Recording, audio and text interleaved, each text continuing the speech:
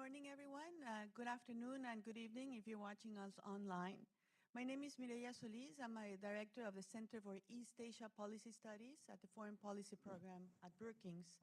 Together with my colleague Andrew Yo, the SK Korea Foundation Chair in Korean Studies, we want to welcome you to this event on the future of U.S.-Japan-Korea relations in the area of economic security. Trilateral relations have made remarkable progress, as best exemplified in the Camp David summit just last summer. Increasingly, the leaders of these three nations are seeking to coordinate in responding to regional challenges and finding areas of common interest.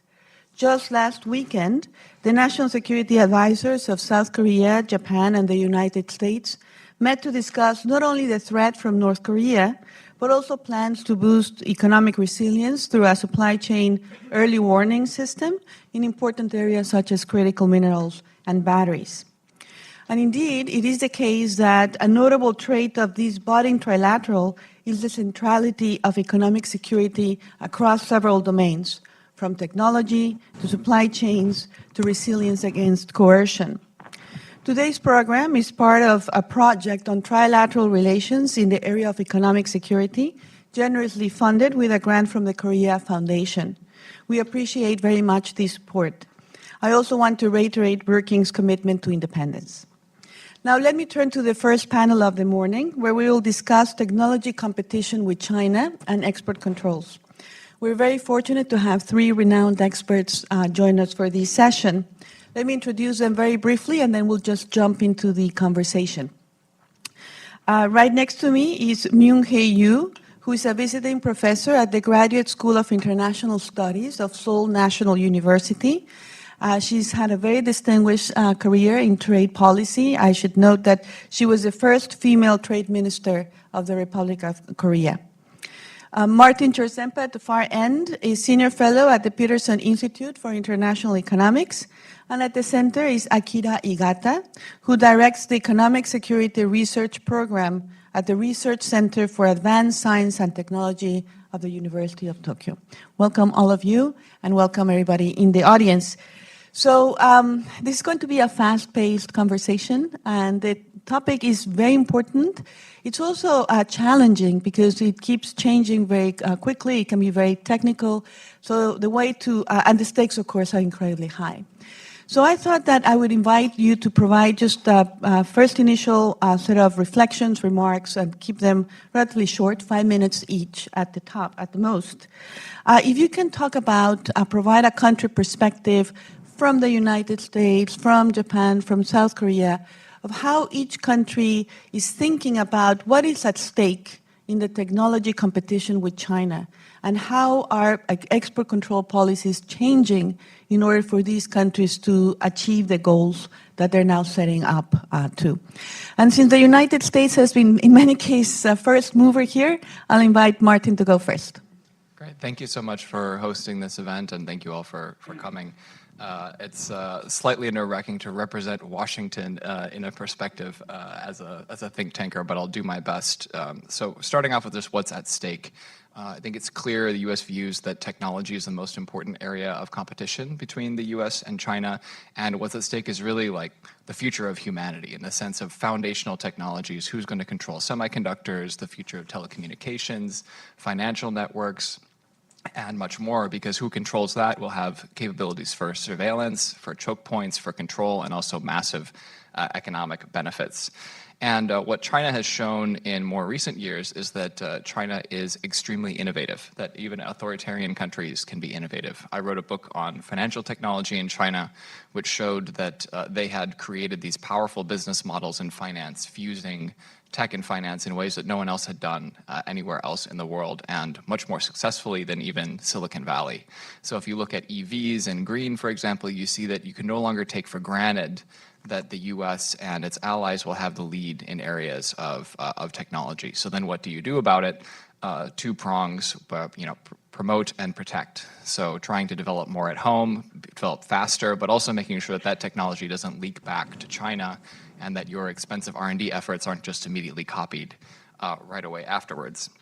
So that's really the challenge. But the global economy is developed in a way which makes it difficult to control in the usual way with export controls, because a normal export control would say something that's made in the United States, we'll control where that goes. But because we live in a globalized world and in an area like semiconductors, most of them are not actually produced in the United States, even if it's by a United States company. They're produced somewhere else in the world. And we saw with Huawei, for example, that when we put U.S. export controls on, it didn't actually do very much. It actually just incentivized U.S. firms to move their production abroad to reduce the U.S. content and then still be able to sell to Huawei. So that's the major challenge. So how are export controls evolving? I'd say there are two really important ways the U.S. is trying to respond to this. The first is through much higher extraterritoriality than has been in the past. So the U.S. might say, well, if we can't control just because it's coming from the U.S., well, we will we'll say we have jurisdiction over any exports of, no matter where in the world, of anything made with specific types of U.S. technology and tools. So in semiconductor space, some of you might know that 3 of the top 5 producers of semiconductor manufacturing equipment are American companies. You essentially have no fab anywhere in the world making semiconductors, except maybe in China, without U.S. equipment. And the technology that's used, the software that's used to design those semiconductors, all of the major companies are U.S. companies. So it's really, that's a choke point technology where the U.S. will say anything that's made with that, even if it's made in Taiwan with no U.S. content whatsoever, is still going to be under jurisdiction. And that's something that's created a lot of friction with allies. It's not a free lunch there. We've also done it a lot with Russia, so it makes it very complicated. The second is working with allies. So the extraterritoriality is a strong arm kind of stick kind of tactic. In terms of the carrots, there's more of an idea of let's work with allies. And the area that's been maybe most successful is in the Russia case, where a lot of taboos around other countries not wanting to use export controls in the way the U.S. has were broken very quickly. And that includes Korea and Japan and the EU and many others. They invoked these emergency provisions. But then when the U.S. tries to get consensus on China, they're not quite as successful. So if you look at semiconductor manufacturing equipment, they only needed to get 2 other countries on board, Japan and the Netherlands, and they weren't able to do it in time to do a joint action, and that allowed those 2 other countries to sell a lot of equipment while the U.S. was blocking it. So that's like a backfill, and that, to a significant extent, may have allowed Huawei to make the breakthrough that it did. So it shows there is a lot of breakthrough and progress in this space, but still from the U.S. perspective, it's not been able to get as much buy-in as it might have liked. So then, concluding, is there convergence or divergence between the U.S. and Korea and Japan on these issues, on China tech issues? I think there's broadly convergence, but really the key question, you can have convergence on 2 different dimensions, and you need both to agree on a control. The first is to agree on the security threat. I think that's pretty clear that there's a lot of agreement there, a lot of agreement about the threat of leakage of technology to China, a lot of ideas about resilience of supply chains moving out of China. But then how you map that to a specific technology, which piece of equipment you control, is where there's a lot more disagreement. And I think the U.S. needs to be really careful with this extraterritoriality and make sure sometimes it does need to lead by example and take action that's costly to it to show its resolve, but it's pretty easy to take it too far, and I hope we don't do that. Thank you very much. You covered a lot of ground very concisely, so appreciate that. Igata-san? Fantastic. Thank you so much for inviting me, Mireya. My name is Akira Igata. I teach at University of Tokyo, but I also have affiliation with about 6 or 7 think tanks around the world looking at economic security issues. With regards to your first question about the what's at stake at this in this technological competition, I think it's important to understand the nature of tech competition in the sense that there's a sort of a path dependency that exists. If once you're in the lead for certain critical and emerging technologies, I'm going to say CETs from now on. Once you're on the lead for CETs, then for one reason or another, then you start to get more funding. Once you have more funding, you have young researchers, academics, and graduate students come to that institution or that country. Their article outputs comes out much more effectively, and then social implementation advances very quickly. Companies come in and try to engage in joint ventures. You get the advanced products onto the market. You get more money, you get more funding, and then you keep inventing. So there's this strong aspect of positive feedback. And the thing is that if you look at many of the areas of these CETs, China's now in the lead. I'm sure many of you have already seen the ASPI report, the Australian Strategic Policy Institute report, ranking about 60-some technologies around the world. And China, according to this ASPI report, is #1 in majority of these technologies if you measure them by the highly cited articles that has been published over the last 5 years. Of course, you can argue that published articles is only one measurement, and there are probably other measurements, but I think it's important to note that at least in this one easily quantifiable measure, China is ahead even when compared to the US. And this cycle seems like basically a healthy competition, right? If you have a great innovative research environment and if China is in the lead, fantastic. Well, I think it's important to note 3 things. One, the Chinese government Thousand Talents program and other illegitimate mode of technology transfer has had an impact in this. There has been many reported instances of intelligence and technology theft, and this renders this competition illegitimate. Second, the dual-use nature of CETs implies that basically dual-use nature of CETs and Chinese government's stated goals of military-civil fusion means that we cannot be naive about how these CETs are going to be applied, whether for military uses or not. And then lastly, this application of CETs in China is also a little bit problematic because there has been, again, reported instances of egregious human rights violation by the Chinese government, and the Chinese government has been once again reported to be using some of these technologies for fostering the environment of human rights abuses. So once again, if the Japan, US, South Korea, and other like-minded countries are contributing to the technological development that can be used for human rights abuses, then we'll be indirectly responsible for that. Now, to meet these challenges, the Japanese government has been implementing various policies. If you look at the integrated innovation strategy that the Japanese government publishes, our strategy has had 4 prongs. You talked about protect and promote. In the EU, the new economic security strategy came out and it talks about protect, promote, and partnerships. In Japan, it's 4 prongs, right? It's identify what technology exists, promote those technologies, protect those technologies, and then implement or apply those technologies for social uses. If you look at the protect aspect, of course, export control is one major part of that, but there are also other 3 important elements which all have to do with, I would say, deemed export controls. One, of course, is knowledge security at universities and research institutions. Another is on investment screening, both internal and outbound. And I'll talk a little bit about how outbound investment screening might be one area we can cooperate on. And then lastly, cybersecurity. So on the question of convergence and divergence, like you mentioned, I think there's a wide understanding and convergence on the need to be working together on this and how this is a critically important aspect of the US-China, of the technology competition with China. I would mention 2 divergence.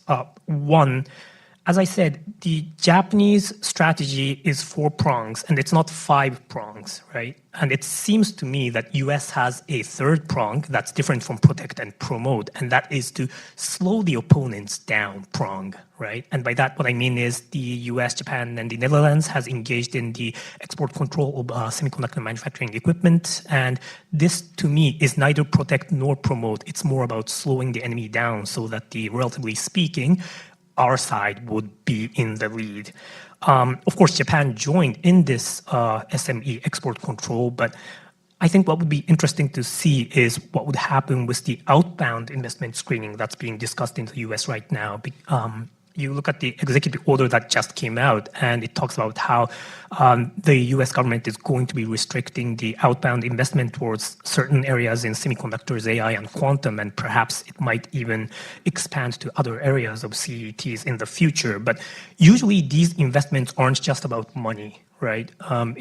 As a company, if you're investing in these companies, then usually there's know-how and networks and other basically deemed export is going to occur for the business to succeed. So if the US is the only one who engages in outbound investment screening for critical and emerging technologies, then perhaps there may be other areas of involuntary technology export through countries like Japan and South Korea. So I think it's going to be critically important for the three countries and other partners to start talking about how to harmonize outbound investment screening.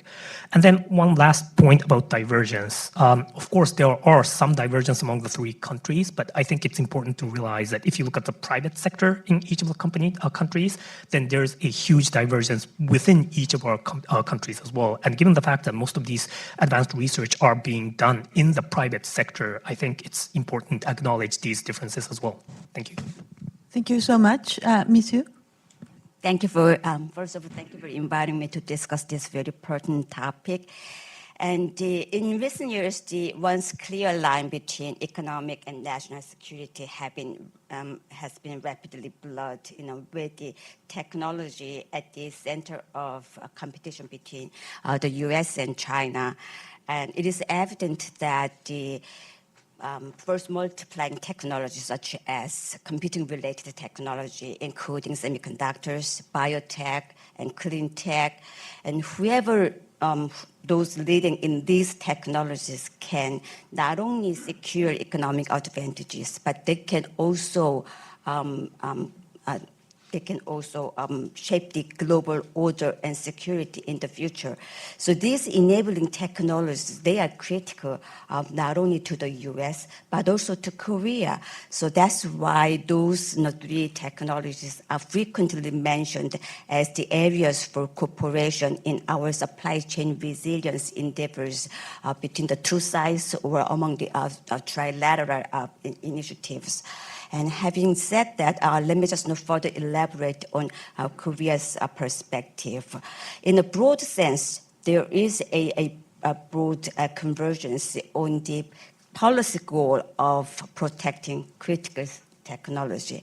However, due to the differing views on different perceptions on the export controls and technology competition with China, as well as differing trade and industry dynamics, the specific approaches to protect the critical technologies are bound to differ. Let me further elaborate on Korea's perspectives, especially in the context of the semiconductor industry and our export control policies. First, as you all know, that Korea plays a key role in the global semiconductor industry, ranking second in global semiconductor production and first in memory production. And this sector is central to domestic economy as well, driving our various fields such as export and investment, and considering the critical role as enablers for other technologies. Korea also aims to widen the technology gap as much as possible with China, a potential source of a potential competition. However, at the same time, China remains Korea's largest trading partner since 2003 and is a significant market for Korean businesses, especially in semiconductor sector. China, including Hong Kong, account for 60% of Korea's semiconductor exports. And furthermore, Korean firms invested in China produce around 40% of their memory chips in Chinese facilities. And access to such a vast market is essential for Korean firms to secure stable cash flows, stable flow of funds, which is necessary for investment in R&Ds and manufacturing facilities. Due to these very intricate situations, Korea has been some of the non-Chinese firms most impacted by U.S. export controls that has been in place for the last 1 year, although both sides have been very effectively managing this situation of the last 1 year. And in addition to this very different industry and trade dynamics, each country's export control policy vary to some extent. The U.S. has been some sort of an outlier in terms of export policy because U.S. has been expanding the use of export controls since its enactment of Export Control Reform Act in 2018, using the extraterritorial application of export control rules. And also, Jake Sullivan once highlighted that the export controls can be more than just a preventative tool and can be strategic assets to impose costs on adversaries. And while the U.S. has reiterated that export controls will remain focused on technologies that will tilt military balance, basically driven by the security concerns, but the U.S. views the strategic competition with China in itself as a security concerns, and U.S. national security continues to expand to include economic security. However, Korea, as a highly trade-dependent trading nation, we have used export controls in a very limited way, which is similar to most other countries around the world, anchored in the four multilateral regimes, multilateral arrangement. And we have applied our export controls based on the multilateral agreed restrictions and for the purpose of international peace and security agreed by, for example, Wassenaar arrangement. And while there is some sort of a broad agreement on the policy goal itself and our trilateral endeavor to protect our critical technology, I believe the three countries should enhance policy coordination, considering these different industry dynamics and trade structures, as well as different views on the export control policies, and also different perception on the competition, technology competition with China. And moreover, export controls inevitably involve restrictions on movement of goods and also incur costs, potential costs and losses to the businesses. Especially, this is particularly relevant for Korean businesses, which are highly exposed to businesses with Korea. Therefore, it's crucial for the three sides to maintain close coordination to ensure a very effective collaboration and coordination on this issue. Thank you very much. It has been really a fantastic set of remarks. One small comment I would say, I noticed this is a technology panel. All of you are using electronic devices and I'm still analog.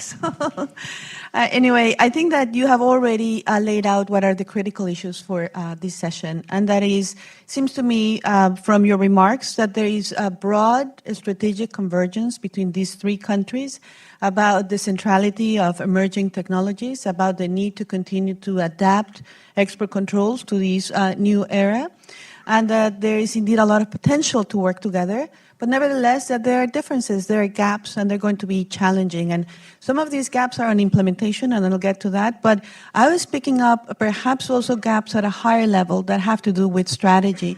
And this came through the comments on how you balance economic interests and security interests. And perhaps the balance is different. And for countries that are more dependent on China trade, where they draw the balance might be different from the others. And also, in addition to this strategic, another difference is whether these countries are willing to take on the new goal of stalling Chinese technological development, which to me is really what is so revolutionary about the speech that Mr. Sullivan gave in September when he laid out a new rationale for competing with China based on the notion of civil-military fusion. Therefore, it's important to, according to that statement, to stall Chinese development of technology in sensitive areas that can be used for military purposes.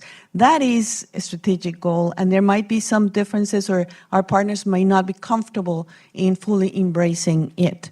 But then the other question is, when you implement these export controls, there's a lot of complementarity among these three partners, but they're also competitors, and they also occupy different niches in the semiconductor supply chain. So it's going to be tricky to think through the implementation stage. And this brings me to my next question, and we'll try to move very briskly because time is running away.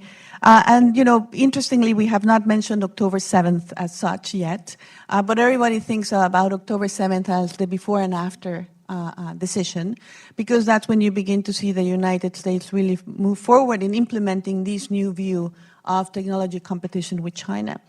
And in essence, these are extremely complex rules, and I don't pretend to understand it all. But in broad strokes, the goal is to deny China access to the most advanced chips, those that are needed to train AI and supercomputing models, and to do so by denying them chips, the equipment needed if China were to produce them indigenously. And also, I think a novel element is to prohibit U.S. persons to assist China with this endeavor. So you're trying to cut the equipment, the chips, and the talent. Now, my question, though, is that the United States has long understood the importance of working with partners. It was clear from the first sanctions on Huawei that Martin referred to, they were not effective. You were not going to bring others on board. But nevertheless, on October 7th, the United States acted largely or mostly or completely alone. And my question is, why didn't wait for others? And then what has been the reaction from South Korea and Japan to this bold move? Because there were significant costs to this action for their semiconductor firms. So, Martin, sorry to go to you again first, but since the U.S. is first mover here again, please let us know what you think. Sure. So it was really my sense is a sense of urgency in the U.S. that this was like a proliferation kind of issue, that if China was able to buy up all these chips, if it was able to buy up the manufacturing equipment needed to make chips, then it would, like cat would be out of the bag in a sense, and they would not be able to put controls on that would be effective later. And I think they were optimistic, and they were very publicly optimistic that they would eventually get the Netherlands and Japan to join. And my sense is they were close, but they needed, Netherlands didn't want to control, some less advanced DUV machines, which are used to make not the most advanced chips, but kind of a couple generations behind. That's what Huawei is using to make 7 nanometer now through SMIC. But even before October 7th, people kind of forget that NVIDIA and other companies were told not to send any more shipments to China. So it was kind of already began to be implemented. And I think the U.S. probably thought we need to demonstrate resolve and do this ourselves, even though we know that it will result in our firms losing out on money and deals compared to, say, Tokyo Electron and companies that were not subject to the same restrictions. So I think that they made that bet, and maybe it would have been better if they would have waited, maybe not. It's really difficult to tell. Now, in terms of allies, I think the U.S. made a bit of a mistake in how they handled the Korean semiconductor firms in China, in the sense that there was always, to my understanding, a policy goal of saying we want to exempt and not destroy effectively 40% of these firms' memory production, which is like 15% of global memory production. We don't want to suddenly create another chip shortage as a result of U.S. government policy. But they didn't really quite do it in the right way, and then they kept the Korean firms kind of on pins and needles for a year until just recently, and then the latest update, they said, officially, we will exempt you effectively forever from these new restrictions. At the time, they got relatively quickly, it was immediate chaos, and then they got a 1-year waiver that then they were signaled that they would get extended. So effectively, Korean firms are like islands in China, where like the most advanced, not the most advanced EUV machines, but everything short of that can continue to be shipped. So my understanding is that the memory production of Korean firms in China has not been disrupted, and that's been very important to the relationship between the two.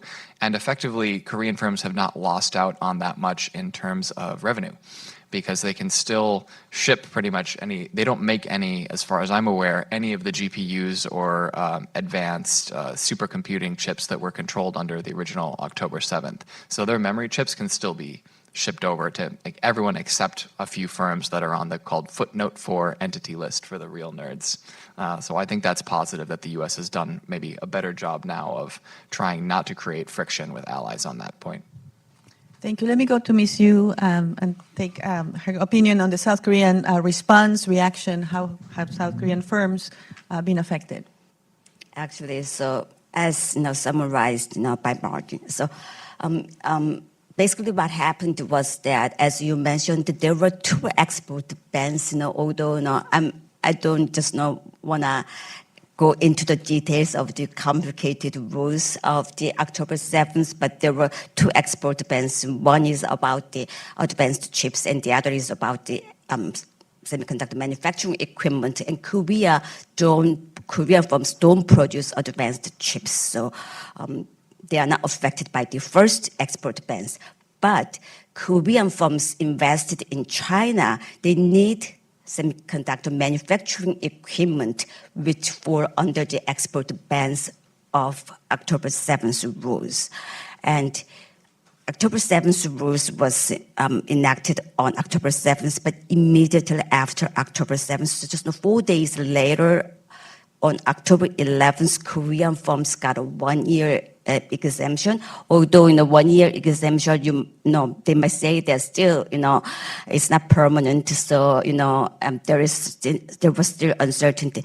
But under the 1-year exemption, Korean firms could, got the exemption for the semiconductor manufacturing equipment. And this year, 1 year later, after last year's October 11th, Korean firms got the approval of the status of, we call that, validated end user VEU status, which means that the selected items of those Korean firms could get be exported without approvals.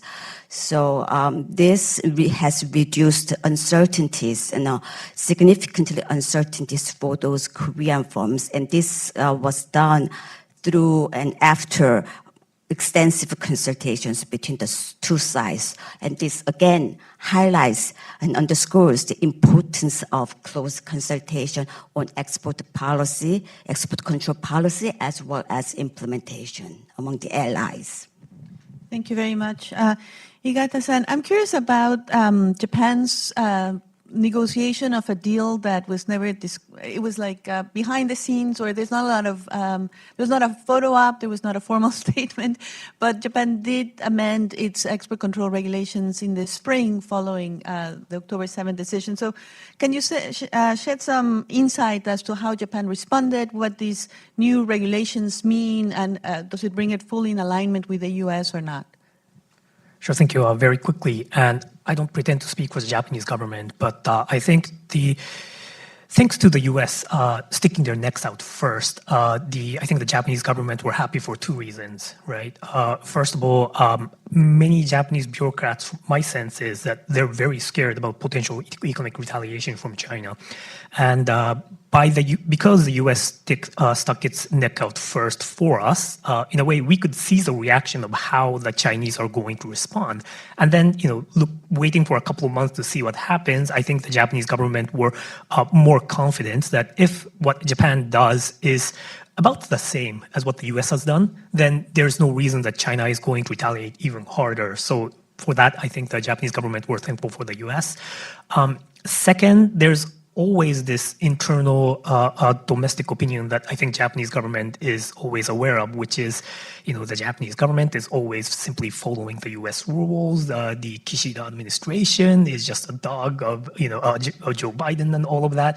So they want to show that, this is a national issue, this is a sovereignty issue. So whatever export control Japan does, it's done on our own terms, right?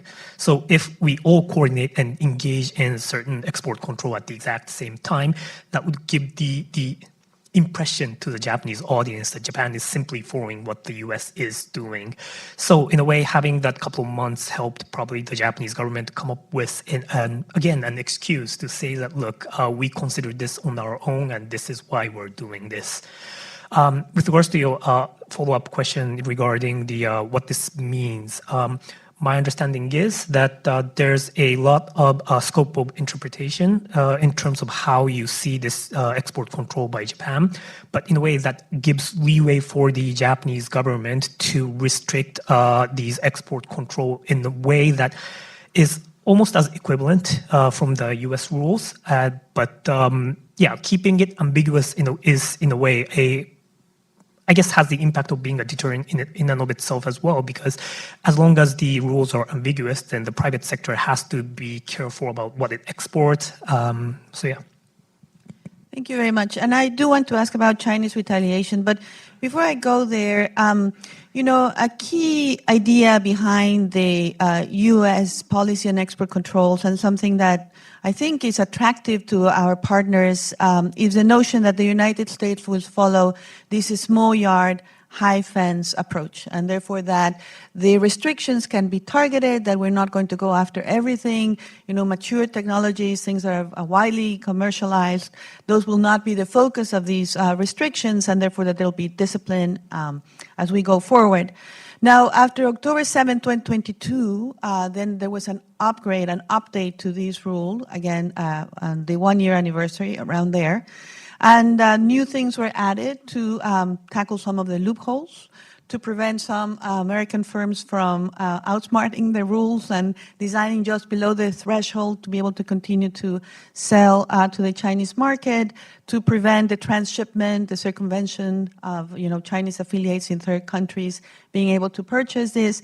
And to me, it seems like naturally we're going to be constantly upgrading these export control rules, and there is a cat and mouse game of how other parties are trying to undo them, that by definition, also as we move forward on the technology ladder, we'll be adding more, never taking out. And that perhaps we are creating a situation where it will be difficult to sustain this targeted focus on export controls, especially because they interact with other areas of economic security like outbound investment screening, as Higata-san mentioned. So question for anyone who would like to take it. What do we think? Can the U.S. sustain this target approach of the small yard, high fence, or are we going to have a snowball effect? It's a very good question. I think it's harder to make the small yard case after the latest updates, especially because the first, October 7th, affected only a small handful of chips, and now the rules have expanded to be a lot more. I find the discussion around, especially NVIDIA, very interesting, because I think about it like a speed limit. There was no speed limit before, and NVIDIA could ship its most advanced stuff to China. Then you set the speed limit at 55 miles per hour. NVIDIA lowers the speed to 54, and then NVIDIA gets yelled at for getting around the controls by going 54 miles per hour. I mean, if you set the threshold, you should expect it to be right below. I don't really find that to be a violation of the spirit of controls per se. Right, I think there is this debate. Should firms take advantage of as many loopholes as they can? In this case, I think you really have to tell them where is the line of what's acceptable, and then expect that you're going to get something right below that. And whether you have to keep ratcheting up, I think, is an open question. That really depends on the security analysis. But I think the real challenge here is that we've gone from a world in which you could control a specific radiation-hardened chip for a satellite, that's really small yard, high fence, to entirety of advanced computing, which is used for a small amount of military and a huge amount of commercial applications. And the U.S. bet is that the impact you're going to have on the military is worth the huge commercial cost involved, and that China has a whole-of-nation approach that is going to use any AI capabilities for defense. And I think that's a legitimate, very legitimate point of view. But we're in a world where we have to figure out better how to measure this and how to try and keep it targeted. And one of the trade-offs involved is when you try to keep things really targeted, you often have to have really complex rules with all sorts of carve-outs. And so if you add up October 7th and October 17th, you have something like 600 pages of what Kevin Wolf has called, who ran export controls under Obama, has called the most complicated rules ever. issued by BIS. So if you're a Korean firm or a Japanese firm selling chips, it is really not trivial to comply with these things and to be confident, even if you have great lawyers, to be sure that you're complying. And I think that's a major major concern. I would say so far, generally, it's been legitimate to call things small yard, high fence, and most of what people are worried about and overly decoupling related to is a fear of something in the future. It's a fear of, say, a Taiwan scenario in which there's a sharp decoupling where you suddenly expand all these things, or a new Trump administration, let's say, that takes the guardrails off and wants to control everything and fully decouple from China. So it's more future worries than it is current going overboard that people are that would drive things going too far. Thank you. That was really insightful. Any other comments? Igata-san? Again, quickly, I think sanction-busting activities are going to take place anywhere, not just critical emerging technologies, but everywhere, because that's what private sector do, right? They want to follow rules and they want to make money. So I think the cat and mouse game is going to continue, but I don't think this is just a waste of time, because as long as the cat keeps chasing the mouse, then it's cost imposing against the mouse, right? The private sector would have to constantly look at what the new regulations are, and then they would have to change their supply production lanes and so forth to make sure that they are in complying with the new regulation every year or so. And once that continues, then that slowly changes the incentive of the private sector. Maybe it would be more stable for them to really follow the spirit of the sanctions. And if the government says it's 55 miles per hour, maybe we should make it 45 or 50 miles per hour. In addition to that, there are other ways to, of course, change the incentive structure, and that's subsidies. And that is where you can see the Japanese Economic Security Promotion Act, where the Japanese government is now basically funding some of these critical and emerging technologies, so that we no longer have to rely on technologies from countries of high-risk countries. With regards to supply chains too, the Japanese government has been identifying 11 strategic goods that's deemed as being important for Japan's economic security, and they're subsidizing the private sector to try and diversify away from, once again, high-risk countries. So yeah, I think there's not sticks and stones, but no, that's both sanctions, sticks and carrots in changing the incentivization scheme of the private sector. Thank you very much. Ms. Yu? I'll be also very quick. So maybe this is too early to tell the future trend, but at least the recent update made the yard a bit expanded and the fence taller by adding more products for controls and adding more companies to the entity list and adding more countries, 43 countries. Of course, to close the loopholes, to curb these circumventions, but in the future, there might be always attempts for circumvention and always attempts to work around the export controls. So if the additional measures would be introduced to close the loopholes, we might, these developments might lead to make the yard more expanded and the fence taller incrementally, but this is still too early to tell the future trend. Thank you very much. So I'm going to ask two questions in one. I have that very bad habit. And also because I want to make sure that we have time to take questions from the audience. And, the question, of course, I was thinking first is the prospects, the possibilities of Chinese retaliation and how that may impact differently the three countries that we have discussed here. My perception is that China in the beginning was cautious, did not immediately applied pressure, but that there's been some moves to tighten restrictions on important minerals like gallium, germanium, graphite. And of course, as Igata-san was reminding us, China does have important technological capabilities in other areas. So it is a vulnerability that they cannot produce the most advanced chips, but they also have other I was going to say chips, but that would be other cards that they can use in these tit for tat, if that's where we go. So obviously, Chinese retaliation is an important factor for all of these countries as they think things through. But I wanted to then, and I'm sorry for piling up, but how does the prospect of Chinese retaliation affect the idea that we could build a plurilateral regime of export controls. And here, the comparison I have is something Martin alluded to, which is Russia. Because when Russia invaded Ukraine, it was really remarkable how it was possible to put together these technology restrictions where all of these countries and others joined. But it seems that because China is not using actual force, it's using gray zone coercion, because China is a larger market, because China has technological capabilities, it has more choke points to manipulate, that may hinder the development of a plurilateral control regime vis-a-vis China. So it's a very complex question, sorry, but you can take any angle that you'd like. Who would like to go first? Sure. So the Wassenaar arrangement that was alluded to earlier, which is the main way that multilateral export controls are agreed to, is a consensus organization, and Russia is a part of it. So effectively, much of its work has been frozen, and the only way to update lists in many countries is to invoke emergency procedures. So the current system is kind of frozen, and there's hope that it could improve, but you know, I'm not holding my breath that Russia is going to agree to upgrade a weapon that's aimed right at it.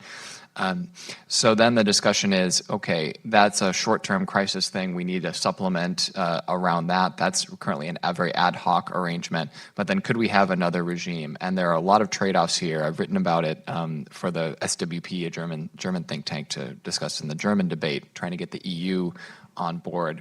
And effectively, the problem is if you want to get effective controls, you need a broad coalition of countries, but then those countries often might fear Chinese retaliation. They might not agree on the security threat. It might take a long time. So then you might want smaller, multiple plurilateral agreements around specific technologies. And I think that the U.S. Japan-Netherlands is a good example of that. And you know, it's striking that China really did not retaliate at all against Japan or the Netherlands on that.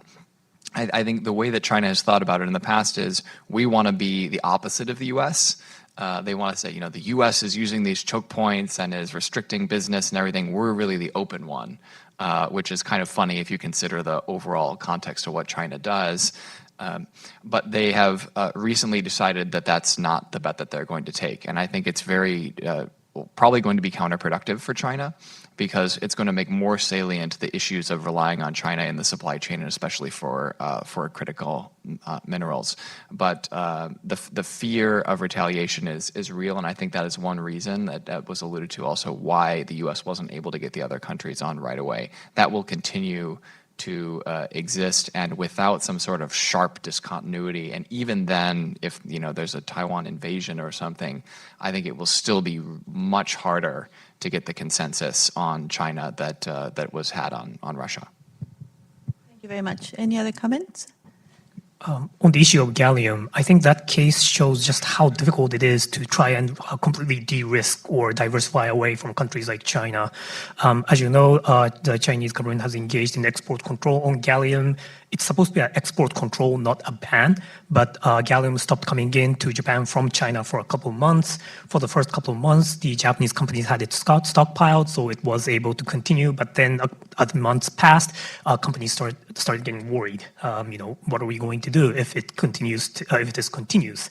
And then there was this one Japanese company that was able to find a new source of gallium from Germany. So now we have a gallium coming from Germany to Japan. Now, admittedly, it was really expensive, but we were still able to diversify away from China to Germany.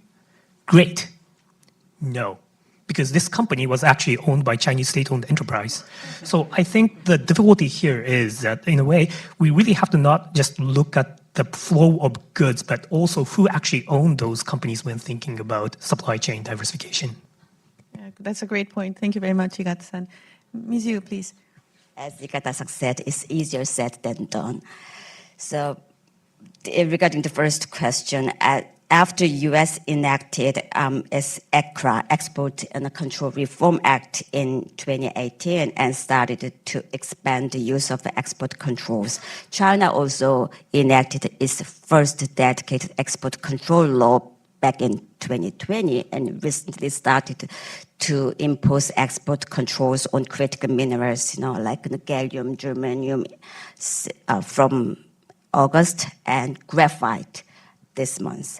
And among the three countries, perhaps Korea is most dependent on China for critical materials.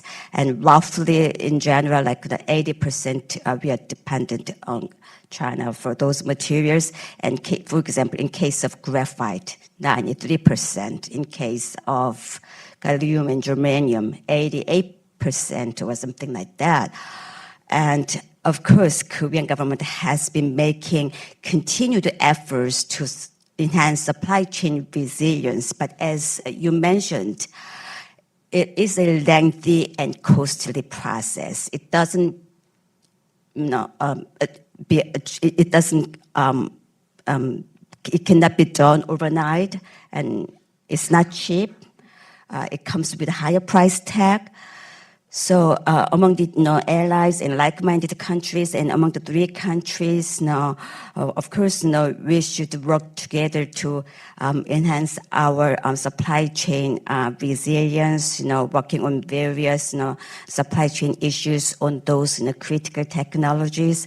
But at the same time, we should also be careful to apply export controls in a targeted, precise way, as perhaps according to the U.S. terms, small yard, high fence, so that, it doesn't, provoke sort of unnecessary response from the target country or the other party. And I'm not sure whether I have time for response to Wassenaar arrangement or multilateral regimes, because, Yes. Thank you. Thank you very much, Ms. Yu. But maybe you can also weave that response, as I do want to, people have been very patient.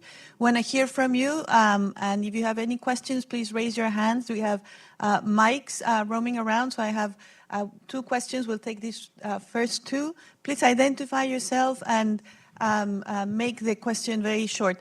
I'll allow 3 questions if you're super concise. So Thanks. Pressure is on. Thanks very much. Wonderful panel. Adam Liff, visiting Japan Chair at Georgetown, also non-resident senior fellow here at Brookings.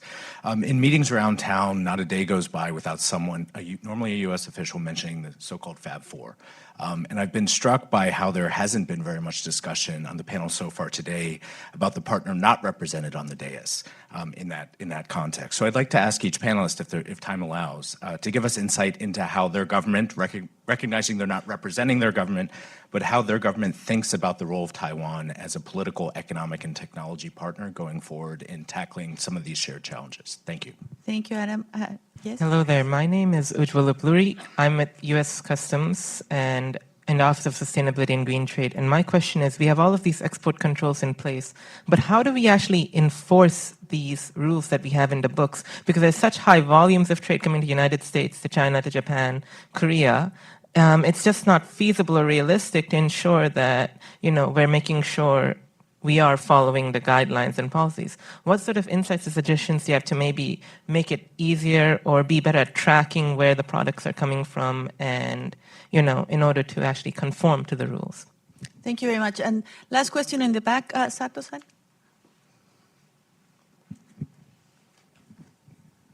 Thank you. My name is Sato from CSIS. And regarding the export control, I think that it is very difficult to completely, how can I say that, prohibit that to take this kind of technology for China. But if the target is that just make the China to take a cost twice or 3 times, or taking a time more than the previous one. So that is that maybe that possible be achieved by the export control by. But on the other hand, that many people say that this kind of the export control enhances China to make an effort by themselves to become the more self-reliant countries, and in that sense that I think that on the other and while that the private company pay the cost a lot, like South Korean companies and Japanese companies. So compared with this kind of the private company cost, that this kind of the export control has enough meaning. Do you have? Please share your views. Thank you very much. 3 excellent broad questions, and we have 3 minutes. So if you can each offer 1 minute on any final comment you want to provide. Sure. I think that driving force in relation to Taiwan policy is concerned that, one missile from China could destroy the entire world's advanced semiconductor manufacturing capability. So real push for diversification and getting that outside is the key. And then on enforcement, I think enforcement is currently the most important issue in export controls. Capacity for enforcement of export controls outside the U.S. is extremely weak, and the U.S. is really focused on trying to make that work. We've seen that with Russia controls. They're leaking a lot. Chinese controls leak a lot too, and the more complicated it is, the more enforcement capability you need. Excellent. Thanks. On Taiwan, I think the interesting question is how the competition among like-minded countries on semiconductors is going to play out, because Fab 4, Japan, US, ROK, and Taiwan have similar values, but they are competitors in some sense, right?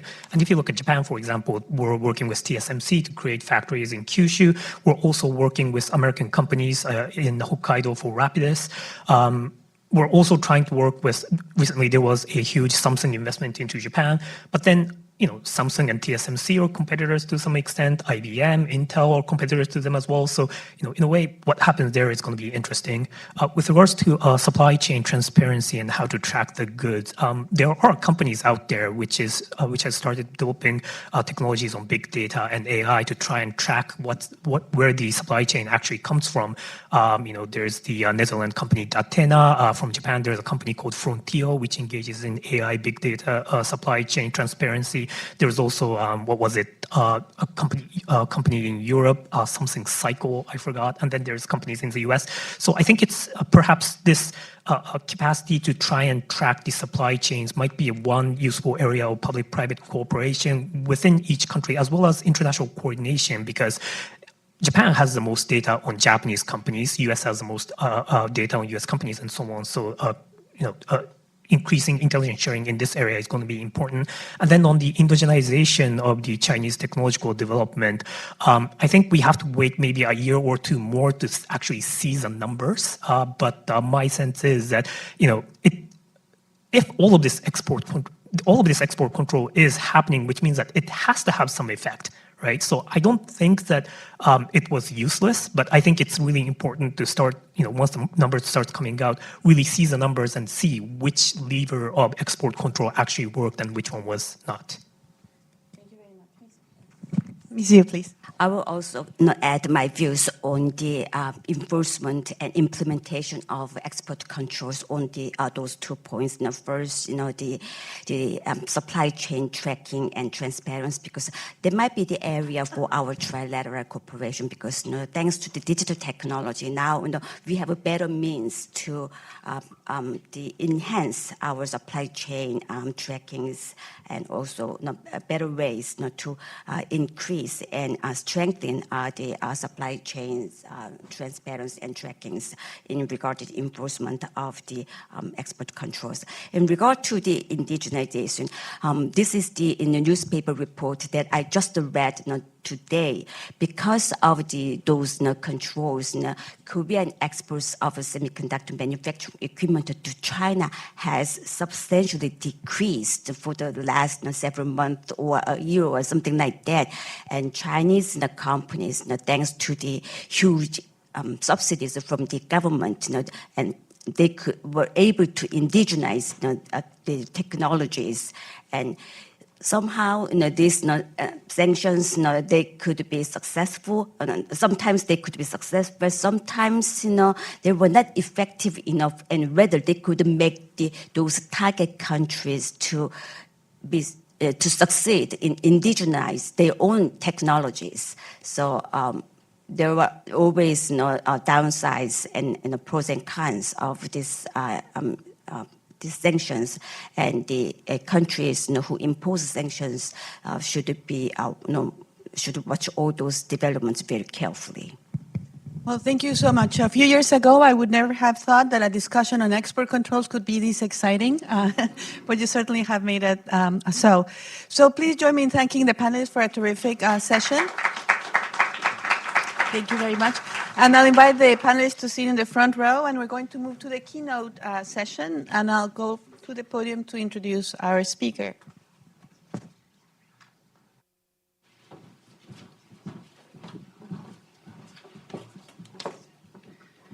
I think this is on. Okay, so it's we move quickly around here. We want to be very efficient.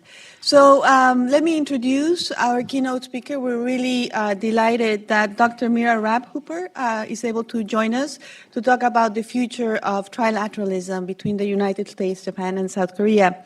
Dr. Mira Raab-Hooper is a political scientist and an expert on the Indo-Pacific who currently serves as a special assistant to the president and senior director for East Asia and Oceania at the National Security Council. She is the White House's top advisor for and responsible for coordinating all of the U.S. government policy towards the region. Her many responsibilities have included the White House's Indo-Pacific strategy, the management of the Quad Partnership, and U.S. Japan-ROK trilateral relations, among other initiatives. I should also say, and because Brookings is a book place, I should also want to mention that, that Dr. Raab-Hooper is an accomplished author. She has her book, Shields of the Republic, offers, in my mind, the finest assessment of U.S. alliances. So thank you so much, Dr. Raab-Hooper. Please come to the podium for your brief remarks, and then we'll have a conversation and a couple of questions from you. Thank you. Absolutely. Thank you so much, Maria, for the warm introduction. Thanks to Andrew and to all our colleagues here at Brookings for having me today for this important discussion.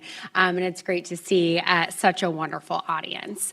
I'm going to provide just a few minutes of remarks about kind of where we are in U.S.-ROK trilateral relations, especially since the Camp David summit.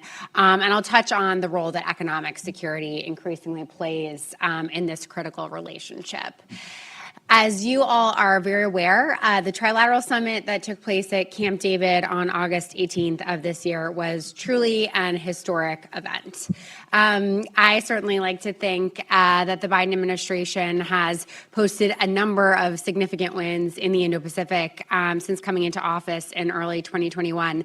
But as someone who has had the privilege of experiencing many of them close up, there are few that can compare with the environment that we got to experience on August 18th. This was in many ways because the Camp David Summit was the product of years of work amongst all of the leadership and leadership teams involved. Of course, it rested on the back of a fundamental breakthrough in ROK-Japan relations, and in many ways reminded us how much it is not only the structural forces of international relations that might bring countries together or pull them apart, but the role of singular individuals, in this case, President Yoon and Prime Minister Kishida, in brokering change and making change happen when a moment of opportunity arises. But of course, on the U.S. side, the Biden-Harris administration has prioritized trilateral relations and playing whatever constructive role we could in supporting ROK-Japan ties since coming into office, and President Biden has been deeply personally committed to taking whatever steps were possible to ensure that our trilateral cooperation could reach new heights, which is part of why the events of August 18th, I think, were so special to all three of our teams. Of course, they benefited from the fact that the summit was hosted at Camp David, this historic location that confers in so many ways the symbolism of reconciliation, promise, and friendship. But part of the reason that the summit was so unique, and I think continues to be poignant for all of our teams, is the fact that on display that day in every one of the private conversations that were held was an extraordinary degree of alignment between all three of our countries. It was not only a moment that was important for its symbolism, but for its substance. And as our leaders exchanged views on every issue that they discussed over the course of the day, whether that was the DPRK, the challenges posed by the PRC to the region, economic security, technology, or a variety of other issues, it often seemed as though they could have been reading one another's talking points. Their lines, their proposals of how to move forward were virtually interchangeable. And that has meant that the period since Camp David has also been a remarkable one from the perspective of implementation. Not nearly quite as high profile, not nearly as dramatic as the day itself, but in many ways no less important. We left this summit with a clear mandate from all three of our leaders, and in fact, I can say quite sincerely that President Biden pulled us into his cabin as the summit was wrapping up and said to our team, this is one of the most important things I have done in office. This is one of my most important foreign policy achievements. Keep this on track, get the work done. So we have marched out as best as we possibly could. In the months since August 18th, there are just a few accomplishments that I'll tick through, noting that in many ways this is the tip of the iceberg with much more to come. Since August 18th, we've held our first trilateral aerial exercise amongst the U.S., ROK, and Japan. We have inaugurated our first humanitarian and development response dialogue held by USAID and its counterparts in both countries to coordinate our humanitarian and development assistance across the region. We've held a foreign ministers trilateral meeting, a defense ministers trilateral meeting, and inaugurated a trilateral space dialogue in the month of November. We've convened at multiple levels to further our work on countering DPRK cyber activities, a work stream that is becoming much more intense and energetic. And just last week, we held our most recent trilateral national security advisors meeting in Seoul, where the national security advisors were particularly focused on countering the growing relationship between the DPRK and Russia. The leaders themselves also had the opportunity to meet briefly on the sidelines of APEC and talk about the importance of implementation across the board and what we're going to do to make sure that all of our deliverables rolled out at Camp David continue their energetic pace in the months ahead. Indeed, according to our embassy in Tokyo, we've held a total of 30 trilateral meetings since August 18th. This is, of course, across agencies and at different levels, making for a clip of approximately one trilat every 3.5 days, which of course, again, varies a lot in its seniority, but I think does go to show that this format really is real. It's moving apace, and sometimes it's being used in places and in formats that we're not even aware of, because our diplomats on the ground or posts abroad may see huge promise in finding new forms of cooperation with their ROK and Japanese counterparts. But I also want to be clear that a lot of work remains. We have a full agenda planned for 2024, which will include our inaugural meetings between our trilateral commerce and our trilateral finance ministers in the first half of next year. We are on track to make good on our promise to be sharing real-time missile warning data by the end of this year, and in fact, expect that to be operational within the next few days. But we have a number of other security initiatives, people-to-people initiatives, economic initiatives that we rolled out at Camp David that we will be implementing in the course of the next few months. But as important as it is to implement each and every deliverable, I think all three of our teams, and certainly our team, is focused on the fact that this breakthrough has to be sustainable. As I noted, we are keenly aware that it rested on the backs of three unique leaders, and really two unique leaders in President Yoon and Prime Minister Kishida. But of course, we've seen ROK-Japan relations really ebb and flow in the past. And we are all committed to ensuring that this time is different and that these forms of cooperation are really here to stay. The deliverables at Camp David were actually designed to try to help all three of our systems build resilience so that we would be better able to withstand political change or adverse circumstances in the future. So one of the things that we will be hoping for and working on in the next several months is ensuring that that is indeed true.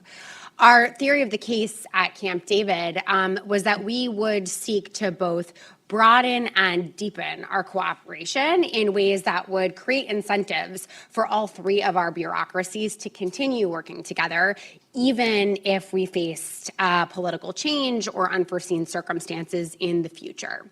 When we think about deepening our cooperation, we focused on how we could strengthen and deepen our ties in areas where cooperation was already strong.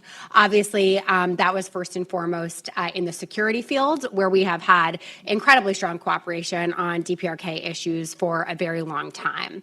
That cooperation is now expanding beyond the DPRK, but you see it in initiatives like our real-time missile warning data sharing, or in our plans for an annual exercise program, or a number of other initiatives like our Trilateral hotline. But this theory of the case also rests on broadening our initiatives to ensure that trilateral cooperation is going on in really meaningful ways in spaces where we did not used to be cooperating nearly as much. I already mentioned our trilateral development work, and of course, also would be remiss, given the nature of this conference, not to speak to the important work that we are doing on economic security, where all three countries' interests and opportunities are increasingly aligned. Cooperation this close on economic security issues, frankly, was hard to imagine even just a year ago. We launched it when our leaders met in Phnom Penh, Cambodia, knowing that it was possible that an ROK Japan breakthrough was on the horizon, and hopeful that if it came through, this would become a space in which we could work closely together.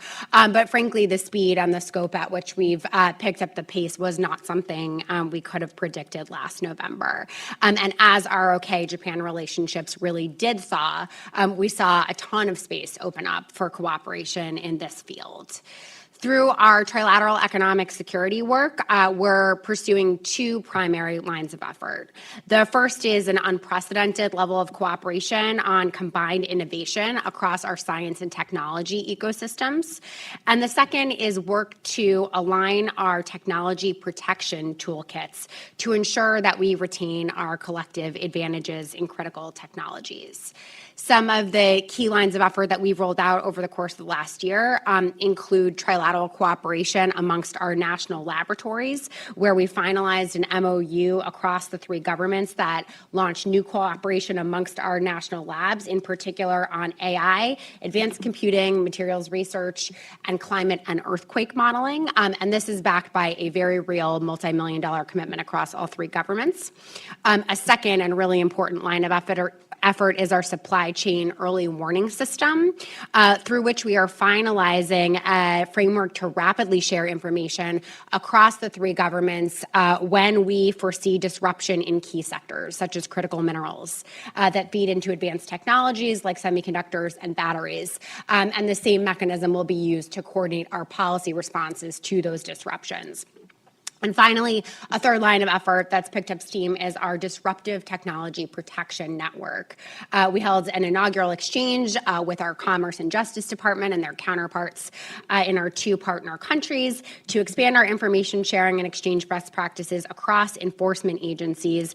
And we're regularizing these efforts as we work to align our technology protection toolkits across all three nations.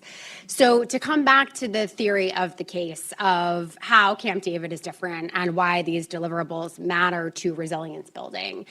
The idea here, certainly in the economic security space, but really across issue areas, is that if we deepen this work and we move ahead quickly, our bureaucracies, even just naming the number of agencies involved in this economic security work, you recognize that we've got 6 or 7 agencies that are now on the front lines of the trilateral economic security collaboration. Our bureaucracies will increasingly have incentives to continue working with one another and disincentives to reduce their cooperation, even when political change does occur. And of course, political change is inevitable, right? It's baked into the cake. We are all three thriving democracies. So we have to prepare for change and build resilience. But just 4 months after Camp David, and with so much work under our belts, we are hopeful and optimistic that that resilience building work is well underway, in addition to these concrete deliverables on which we continue to make great progress. So I look forward to the conversation. Thank you so much.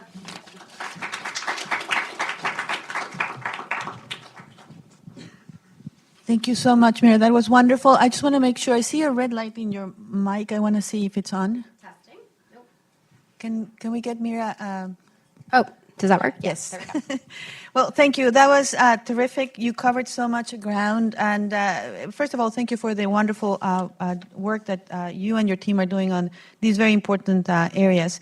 So the time is short, and I want to ask a couple of questions and then give the audience the opportunity to ask one or two questions as well. And, looking at Camp David, it was truly a remarkable gathering. And looking at the statement, one of the things that I thought was really remarkable was the idea that there's now a commitment by leaders to consult, that when they are confronted with regional challenges, threats to stability, these leaders will talk to one another and assess how these challenges are affecting their collective interest and their shared security. So can you explain how in practice this commitment to consult will work? But also, I think that just the fact that we're talking about shared security interest is so important. So in your mind, how are these leaders identifying these areas of commonality? But also, to be realistic, where are there still gaps, threat perception gaps, or policy differences that could complicate these consultation and coordination effort? Yeah, thanks so much, Maria, and I appreciate your focusing on the commitment to consult. I personally think it's one of the most important things that came out of Camp David. I'll start by noting what it's not, just to be really clear. It's not a formal alliance, and it does not in any way prejudice the existing mutual security commitments between the U.S. and Japan and the U.S. and the ROK. So those alliances are still our core alliances. The United States is deeply committed to the defense and security of both countries, and this format does not place us into a formal trilateral security guarantee relationship. However, what it does do is acknowledge, exactly as you say, Maria, that our three countries increasingly share a common security environment where a threat that may feel more or less intense to one or two nations is nonetheless of extreme relevance to the third. So I think we would all fully acknowledge that, of course, there is variety in threat perceptions amongst our three countries, in no small part for geographic reasons. We all face different intensity of threats based on where in the neighborhood we are located and how our interests are distributed. So, of course, the DPRK remains paramount for the ROK. Japan is focused a lot on the first island chain and challenges posed by the PRC.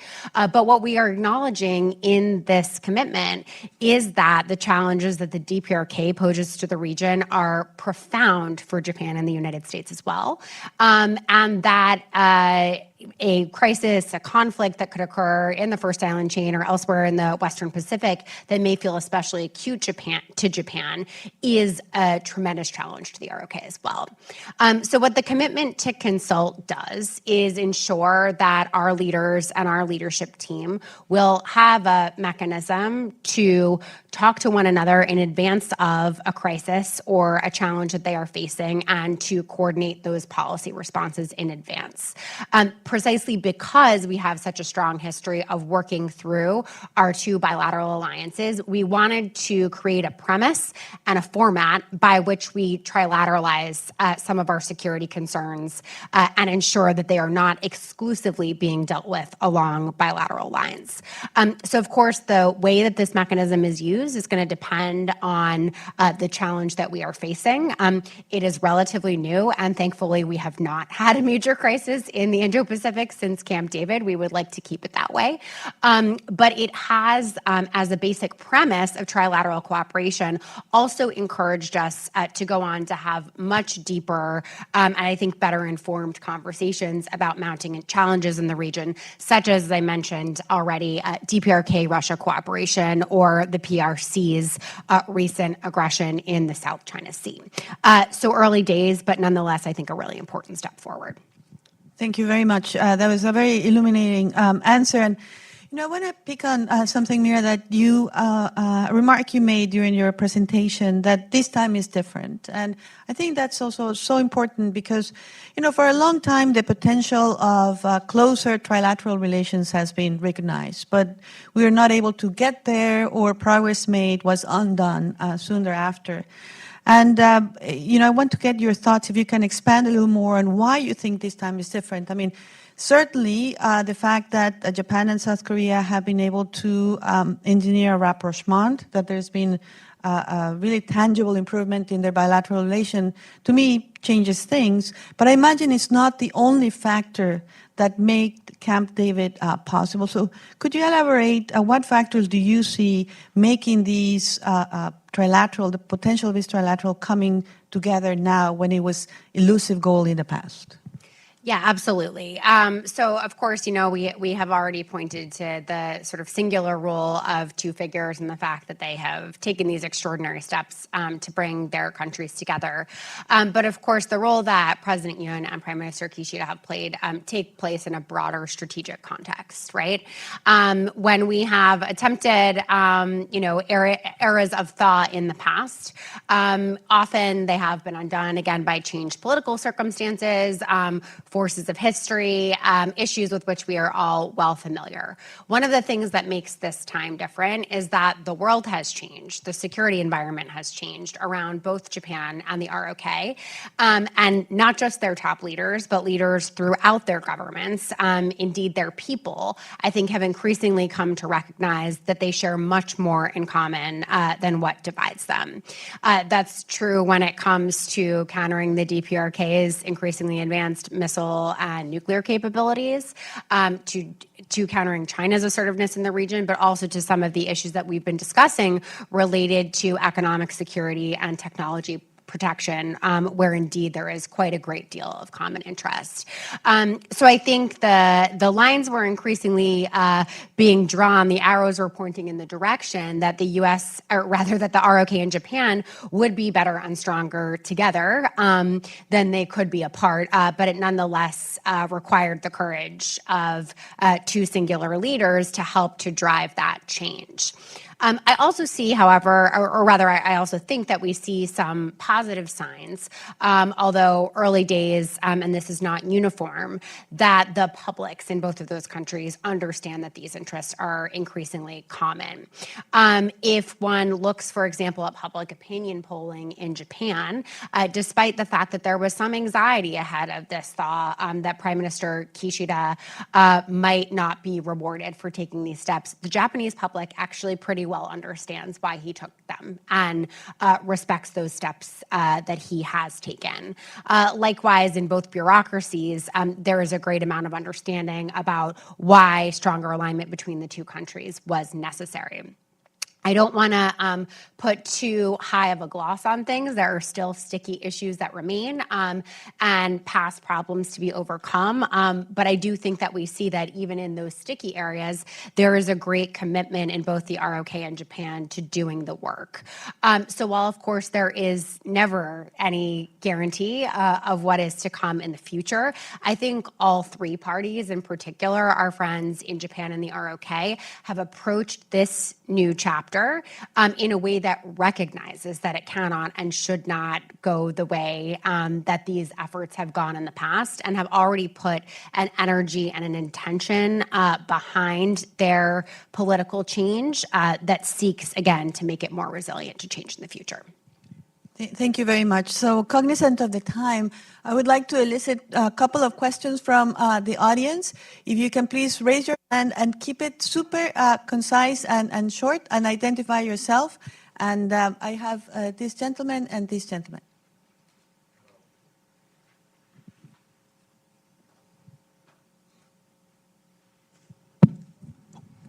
Hello, my name is Kota Oyama, and I'm at the World Bank. There is some diplomatic acceleration among the trilateral framework of China, Japan, and Korea, with a foreign minister meeting and some momentum towards the summit. From the perspective of the U.S. Japan-Korea trilateral framework, should we view this other trilateral as synergetic, competitive, irrelevant? I would like to hear your thoughts on that. Thank you. Thank you very much. And then this gentleman right here. Evan Wright with the Center for New American Security. For the first time in quite a while, Japan and South Korea will be on the UN Security Council at the same time. How can we expect the trilateral to play out in that forum, and what sort of agenda should we expect from that? Thank you. Mira, if any comments that you would like to make? Great. So on the question of the ROK Japan PRC trilat, from our perspective, not a concern. As you know, the United States has been engaged in some high-level diplomacy with the PRC ourselves. We think that engaging with the PRC is a responsible thing to do, particularly because we see ourselves in a long-term competition. We believe that our partners expect us to be able to manage that through engagement, including at the highest levels. So we certainly expect our partners to take that same space if they feel that it is in their interest. We are very confident in the work that we are doing through the U.S. Japan ROK trilat and don't see them as remotely rivalrous. On the question of all three countries being on the UN Security Council, it is certainly something that we have been planning for and we think presents a lot of opportunity.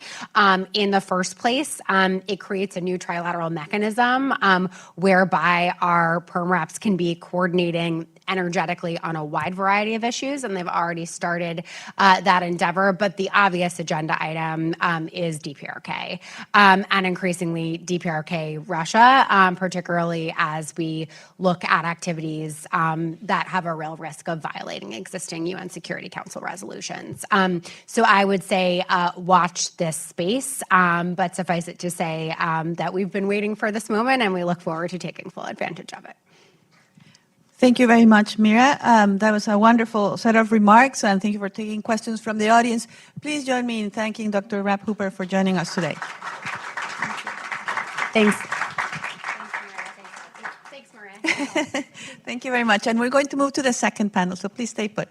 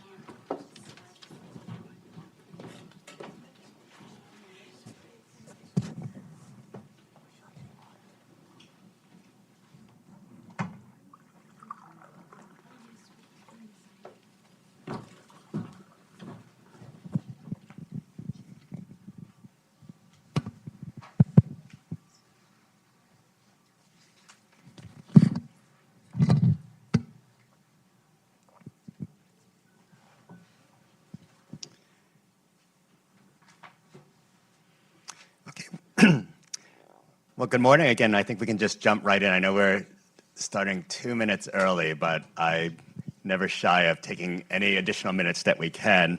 So I want to thank you for those in the room and those online for joining our second panel on the topic of economic coercion and its implications for rules-based trade. Our panel, in many respects, builds on the discussions from the first panel on technology competition and export controls. After all, export controls are an important form of economic coercion used against adversaries. What I think is different about our panel, though, is the conversation I hope to raise about the broader implications of economic coercion on rules-based trade. Not too long ago, we used to hear the phrase quite often, free and fair trade or rules-based trade.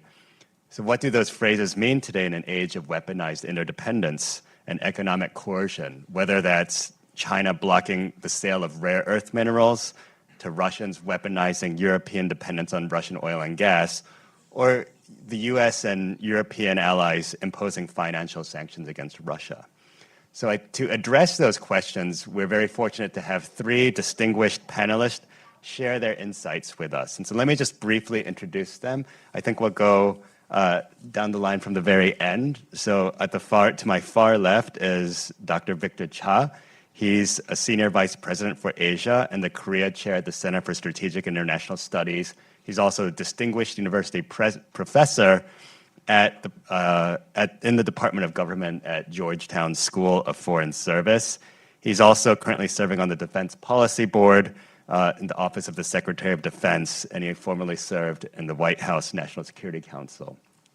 Next to Dr. Cha is Shioko Goto. She's the director of the Asia program and director for geoeconomics and Indo-Pacific enterprise at the Wilson Center. Before her career in think tank world, she was a financial journalist covering international political economy. And to her right is Yo Hang-gu. So Mr. Yo is he's right now a senior fellow at the Peterson Institute for International Economics.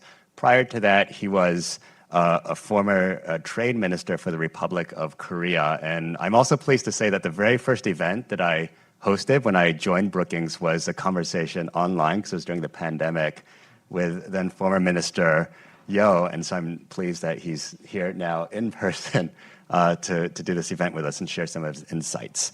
So let me just jump right to it with the first question they want to ask. And this is really for all of the panelists, so maybe we can go down the line.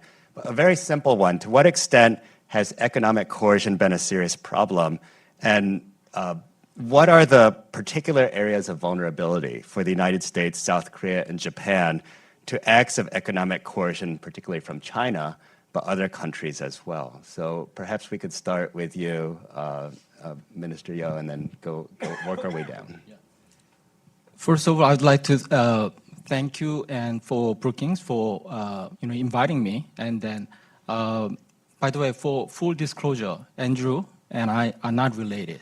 And actually, sadly, none of us are related to the Oscar-winning actress, Michelle Yeoh. So I think that probably Korea is one of the most exposed and vulnerable countries in terms of this economic coercion and supply chain vulnerability. Because for the last several years, Korea has really gone through a lot of the supply shock. For example, starting from 2017, when China really brutally retaliated economically for Korea and the U.S. deployment of THAAD missile. And in 2018, Japan imposed export control on the 3 chemical materials essential to this semiconductor. And 2022, urea crisis. That is evolving nowadays again, but the China restricted export on this urea, and that caused huge crisis in Korea. And so, through this kind of continuing, the supply chain shock and crisis, I think Korea really realized that our supply chains are highly concentrated and also vulnerable. And in terms of whether there's any specific sector, I think it's much more broader. There are 4,127 parts and materials in Korea in which we depend on one country for more than 50% of sourcing, which means that the degree to which the exposure and vulnerability is quite widespread. Okay, good. Shioko? Great. 3 things I want to point out when it comes to economic coercion. One is that this idea has become mainstream, just like the idea of economic security has become a part of the popular lexicon. I would say that pre-COVID, it would have been difficult to fill a room about economic security, let alone economic coercion. But since then, over the last few years, there is an understanding about the shared perception, the shared threat perception when it comes to the weaponization of economic influence. And the 3 countries, Japan, Korea, and the United States, are in a shared economic security environment. And we see that reflected in many of the public statements that are coming out. Yes, of course, at the Camp David Summit statement, but also at the G7 and bilateral, as well as other forums as well. And it's led to the second point, which is it's led to us to rethink interdependence with China And I would argue that for Japan and Korea, it has never been about decoupling, but it has very much been about de-risking and how we develop that de-risking strategy. And here in the United States, there's been much discussion about the future of globalization. How do we go about moving forward in an integrated world? Should we retract from greater interdependence writ large and focus much more on domestic consolidation and reshoring? In East Asia, in Japan and as well as Korea, the idea is really about reglobalization, about rethinking interdependence. And when it comes to the economic coercion aspect, it really is very much about trying to achieve economic strength through collective efforts. The third-ish point I want to make is whether this issue of economic coercion is a low-hanging fruit when we talk about economic security.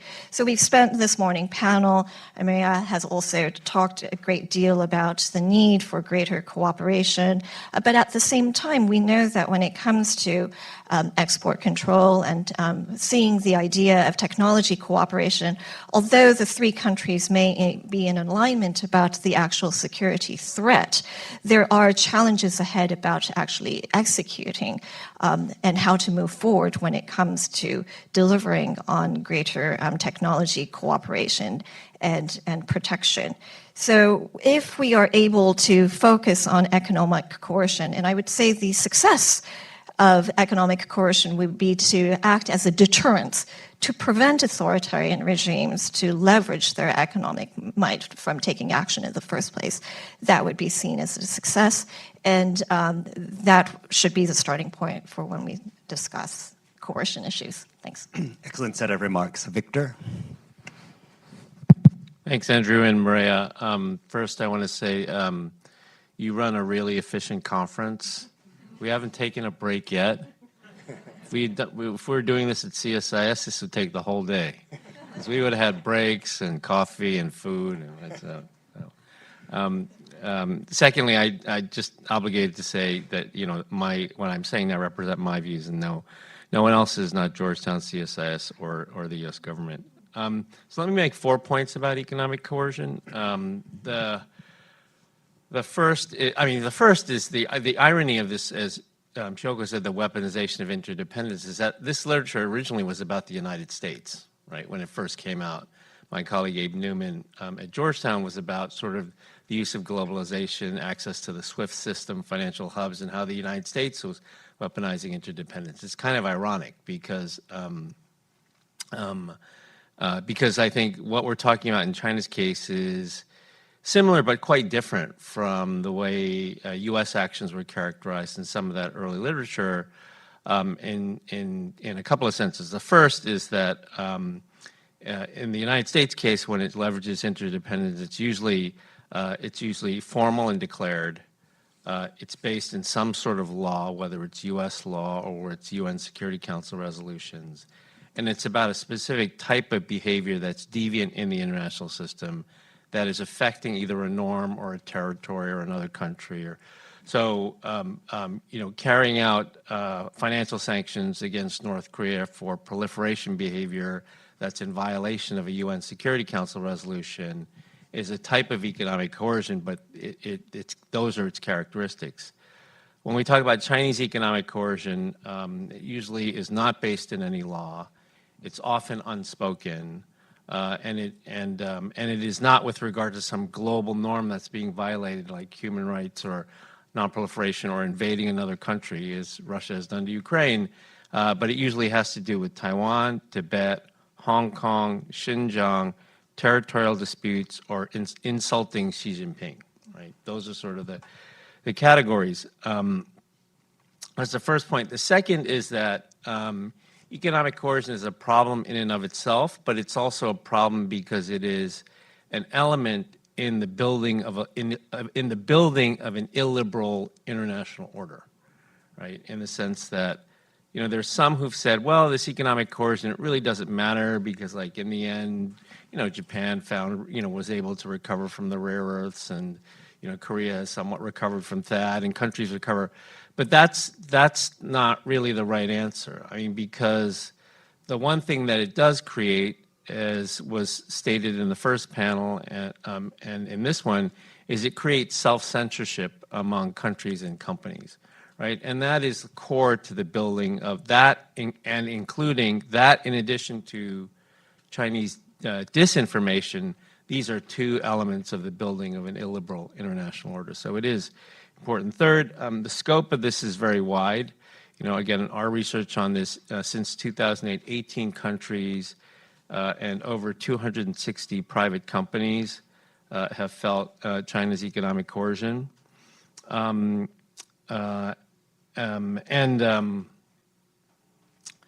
sort of collecting data now, particularly on the private companies, and it's really astounding the lengths to which China will go. To go not just after a company, but after particular individuals in companies who've posted things on personal Facebook pages or Twitter accounts. It's really quite astounding. And then lastly, the vulnerabilities are everywhere, right, for all the other countries. Critical minerals obviously is a big one. Everybody's trying to protect everything inside the high fence, and so maybe that's not as vulnerable. But as the trade minister said, I mean, even today, like Korea is now facing another issue with regard to urea. So it's constant, it's pervasive, and the vulnerabilities are everywhere. Thanks so much. And your first point, though, about how the U.S. tends to formalize economic coercion and how China does it informally, or it's not really stated. It's, I think, an interesting point about the different varieties of economic coercion that are out there. So for any budding PhD students, I think that's a good place to explore for a dissertation. But now that we've laid out the problems and the vulnerabilities, I wanted to just ask about what's been done to date. So we mentioned in 2010, China blocked the export of rare earth minerals to Japan. In 2017, we had that incident when China boycotted South Korean goods and travel, leading to serious economic losses for South Korea. And neither country was really prepared at the time to defend against such coercion. How confident are you today that countries, whether individual or collectively, would be better prepared to respond to Chinese economic coercion today, or economic coercion more generally?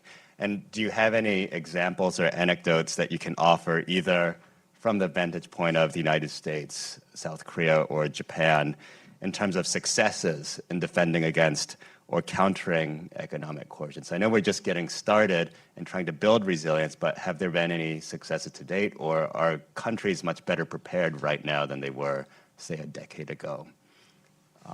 Maybe we'll begin with you, Victor, and then work our way back down. Trade minister can speak to this a lot better. I mean, Korea was not prepared, obviously, in 2016, 2017. It's often thought about largely in terms of lotte and tourism, but as you suggested, Andrew, it was really quite widespread. 19 cosmetics companies, Korean era, anybody who buys duty-free, right? Shinsegae, Galleria, Shilla duty-free. China actually accounts for 70% of duty-free revenues for Korea. Like that was all stopped. E-Mart, vandalism against Hyundai and Kia cars, EV batteries, right? Decertification of licenses for EV batteries, and even like Dalim toilets, right? Were stopped. So it was like a wide variety of things that Korea was not ready for. Since then, of course, they, like Japan and others, have really focused on supply chain resilience, economic security. An economic security czar in YPO, an early warning system. The commitments, at least in language, in Camp David, in the G7, in the NATO AP4, very forward-leading language on countering economic coercion, right? And words are policy, so those things matter. And I would say that while I think there's a lot of concern that's expressed about, well, if we do something, is China going to hit us again? The common refrain after 2017 was that Korea was left on an island, right, when these sanctions happened. They were left on an island. Nobody helped them. The Trump administration would not démarche China on behalf of Korea with regard to these sanctions. And I think the feeling now is that, 2023 is not 2017, right? That the reaction among the international community, Japan, the United States, and others would be different if China were to continue to carry out these sorts of things. I mean, ideally, it would be nice if sort of these mitigation measures that we see in places like Lithuania could be more standardized. But I think that's a flaw in our policy, U.S. policy, because we talk a lot about the trade, the mitigation measures we took on behalf of Lithuania, but we're not willing to say we'll do that for any country that gets coerced by China to try to create some resilience, some backbone, some willingness to stand up to China. But overall, I think there's a much greater awareness, and that 2023 is not 2017. Shoko or Hangu, do you have any additional comments to follow up on? Yeah. So if I may, you touched upon this, Andrea, as did Victor, but from Japan's perspective, China's decision to ban the export of rare earths to Japan in 2010 in response to Japan's decision to nationalize, essentially, the Senkaku Islands took Tokyo by surprise. And it demonstrated the fragility of the Japanese economy in depending so heavily on Chinese rare earths, up to nearly 90%. And what we had seen is a success of Tokyo to be able to wean itself off. And I say wean in the loosest way because it still is around 60%, so it's still significant. But the ability to pivot and to depend less on China has been a model that I believe is something that other countries can look to. And that success of weaning itself off or being less dependent on China was through investments largely to Australia. And this was both a public Japanese government-led initiative to invest in Australia, but also through private-public partnerships as well. We are seeing in Japan continued economic coercion, and especially right now with the Chinese ban on Japanese fisheries in response to Japan's release of the Fukushima treated water. And what we have seen is a very different response from the international community. Japan has rallied the advanced economies, especially the United States and other G7 countries, to be motivated to not only be verbal in reassuring the international community about the safety of the Fukushima treated water release, but also make a very public, poignant point of eating Japanese fish. And even President Yoon has joined the bandwagon of eating Japanese fish. And that has given a lot of support. And I think that's really interesting insofar as this has also captured the public imagination. So we talk about economic security and the need for greater resilience and the need for greater the tech competition with China and the like. But when you have a lot of public realization about how China is leveraging its economic might and influence to essentially bully a country, there can be a great deal of public outrage. Now, that is a positive issue, but the dark side of this is we also see a great deal of, patriotism and a lot of also xenophobia as well. So there is a careful line to be walked upon when we talk about pushing back against coercion, having this public campaign to push back against coercion and to have public acceptance of pushing back, but making sure that that is also tempered as well. Thanks. Sure, thanks. And Hangu, in South Korea's case, what do you think there? Do you think South Korea is better prepared? If China were to try to inflict economic coercion, what would South Korea's response be this time?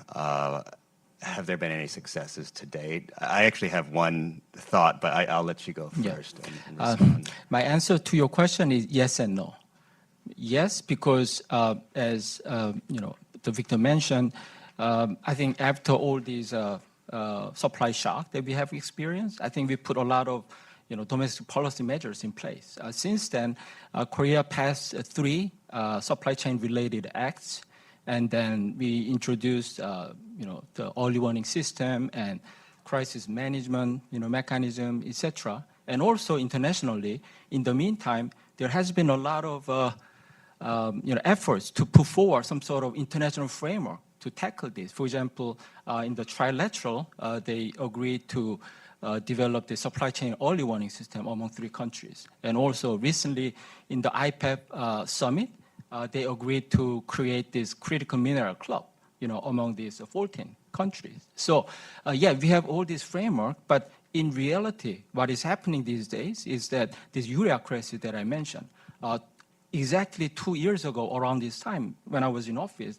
we were really caught by surprise that we were depending more than 95% of urea from China. And when they all of a sudden impose export restriction, I mean, in Korea, like, tens of thousands of trucks and diesel cars could stop any moment, which could cause huge, huge disruption in the daily lives of this online shopping and the grocery shopping, etc. But now we are facing similar deja vu of that situation. China, all of a sudden, they seems to kind of import, in a very opaque way, kind of restrict the customs procedures or, of this urea export to Korea. And then now, again, we are facing similar situation.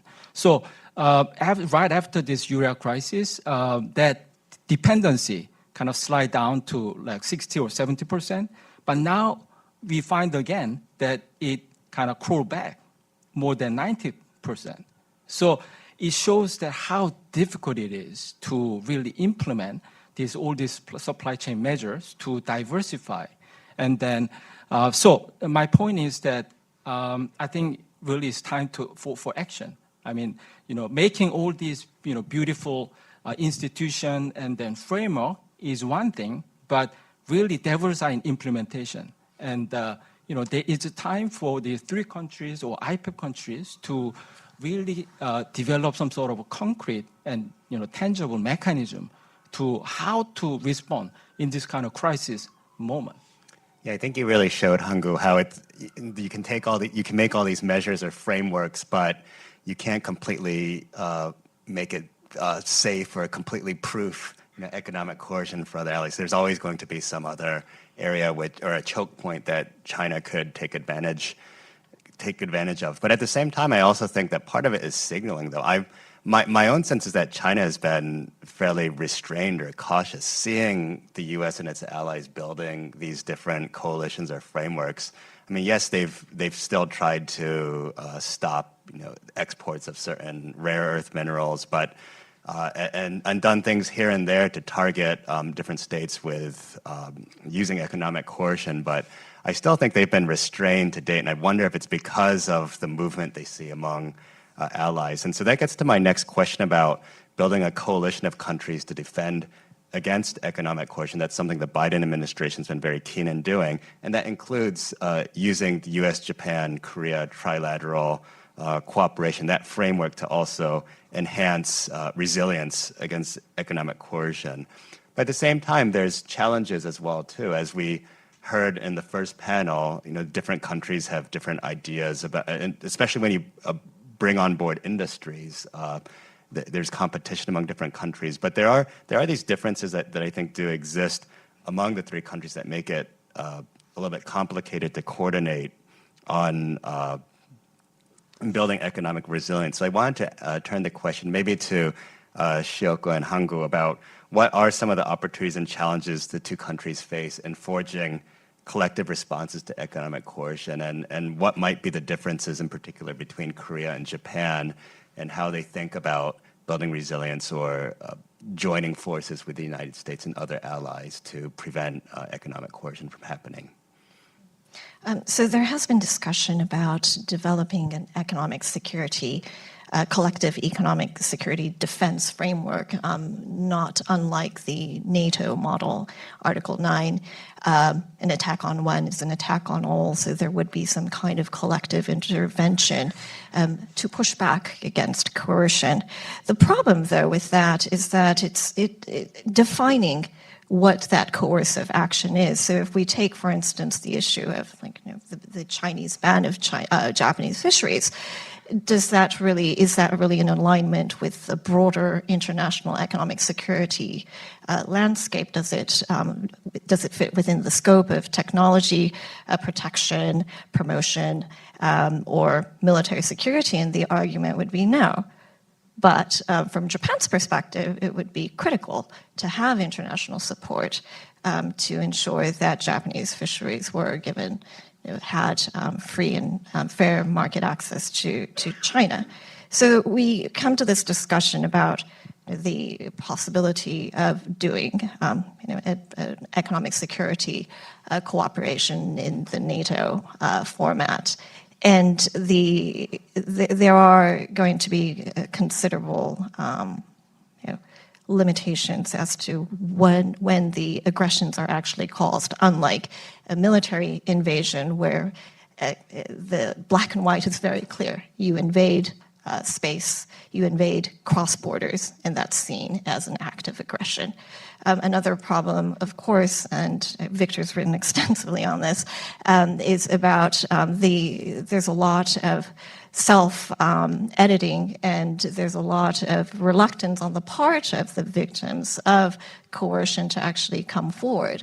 So that's always going to be an issue when we start talking about collective economic security as well. I do think, though, that Japan has a considerable role to play when it comes to defining collective economic security and pushing back against coercion in a coordinated effort. Japan has had already a very systematic approach to economic security domestically. And what it has also been doing is taking a greater role in being a champion for a rules-based order in the Indo-Pacific. And we are seeing Japan taking on a greater role when it comes to championing the concerns of the global South as well. And so as we look to the challenges of meeting coercion, this isn't simply about advanced economies, it is also about emerging economies as well. And so ensuring that the more vulnerable countries that are especially self-censoring when it could be self-censoring when it comes to Chinese coercion, that they feel comfortable about reporting, that they feel that they are being supported. I think that is where Japan can play a role in ensuring that they will be able to rely in strength, in numbers, and a framework, unofficial or official, that would come to their defense.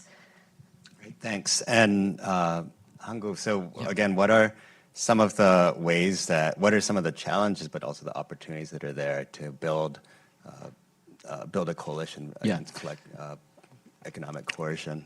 Yeah, in terms of difference, I think that Korea is more sensitive or more vulnerable to when it comes to China. Because if you look at 2022, to China, U.S. was number one trading partner, number two was Korea, number three is Japan.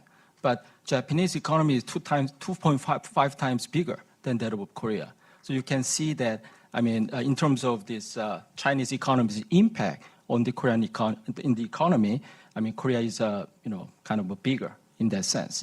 And I think there's opportunities and challenges as well. Of course, I think people tend to think that Korean and Japanese companies are really competing neck and neck in a similar industry, and there are more challenges, but I see there are more opportunities. Especially, I see this critical mineral sector is a very promising area for cooperation. Let me take some of the example. The graphite. Graphite, Chinese, they impose export control on graphite, and I mean, Korea, Japan, all, more than 90%, depend on China. But yesterday, Financial Times reported that the Panasonic and Japanese companies are good at this, developing alternative technologies to graphite, which is more silicon-based technology. So I think there is an area for collaboration in this kind of developing new alternative technologies. And also another example is urea that I mentioned. Korea, I mean, urea is not really high tech, but it's a very, kind of environmentally degrading and kind of low tech industry. But Japan is safe from this urea because they, produce about 70% of this urea domestically in Japan. So I think, in terms of this critical mineral sector, there could be some complementary nature in terms of during these normal times or in crisis time where these two countries can collaborate.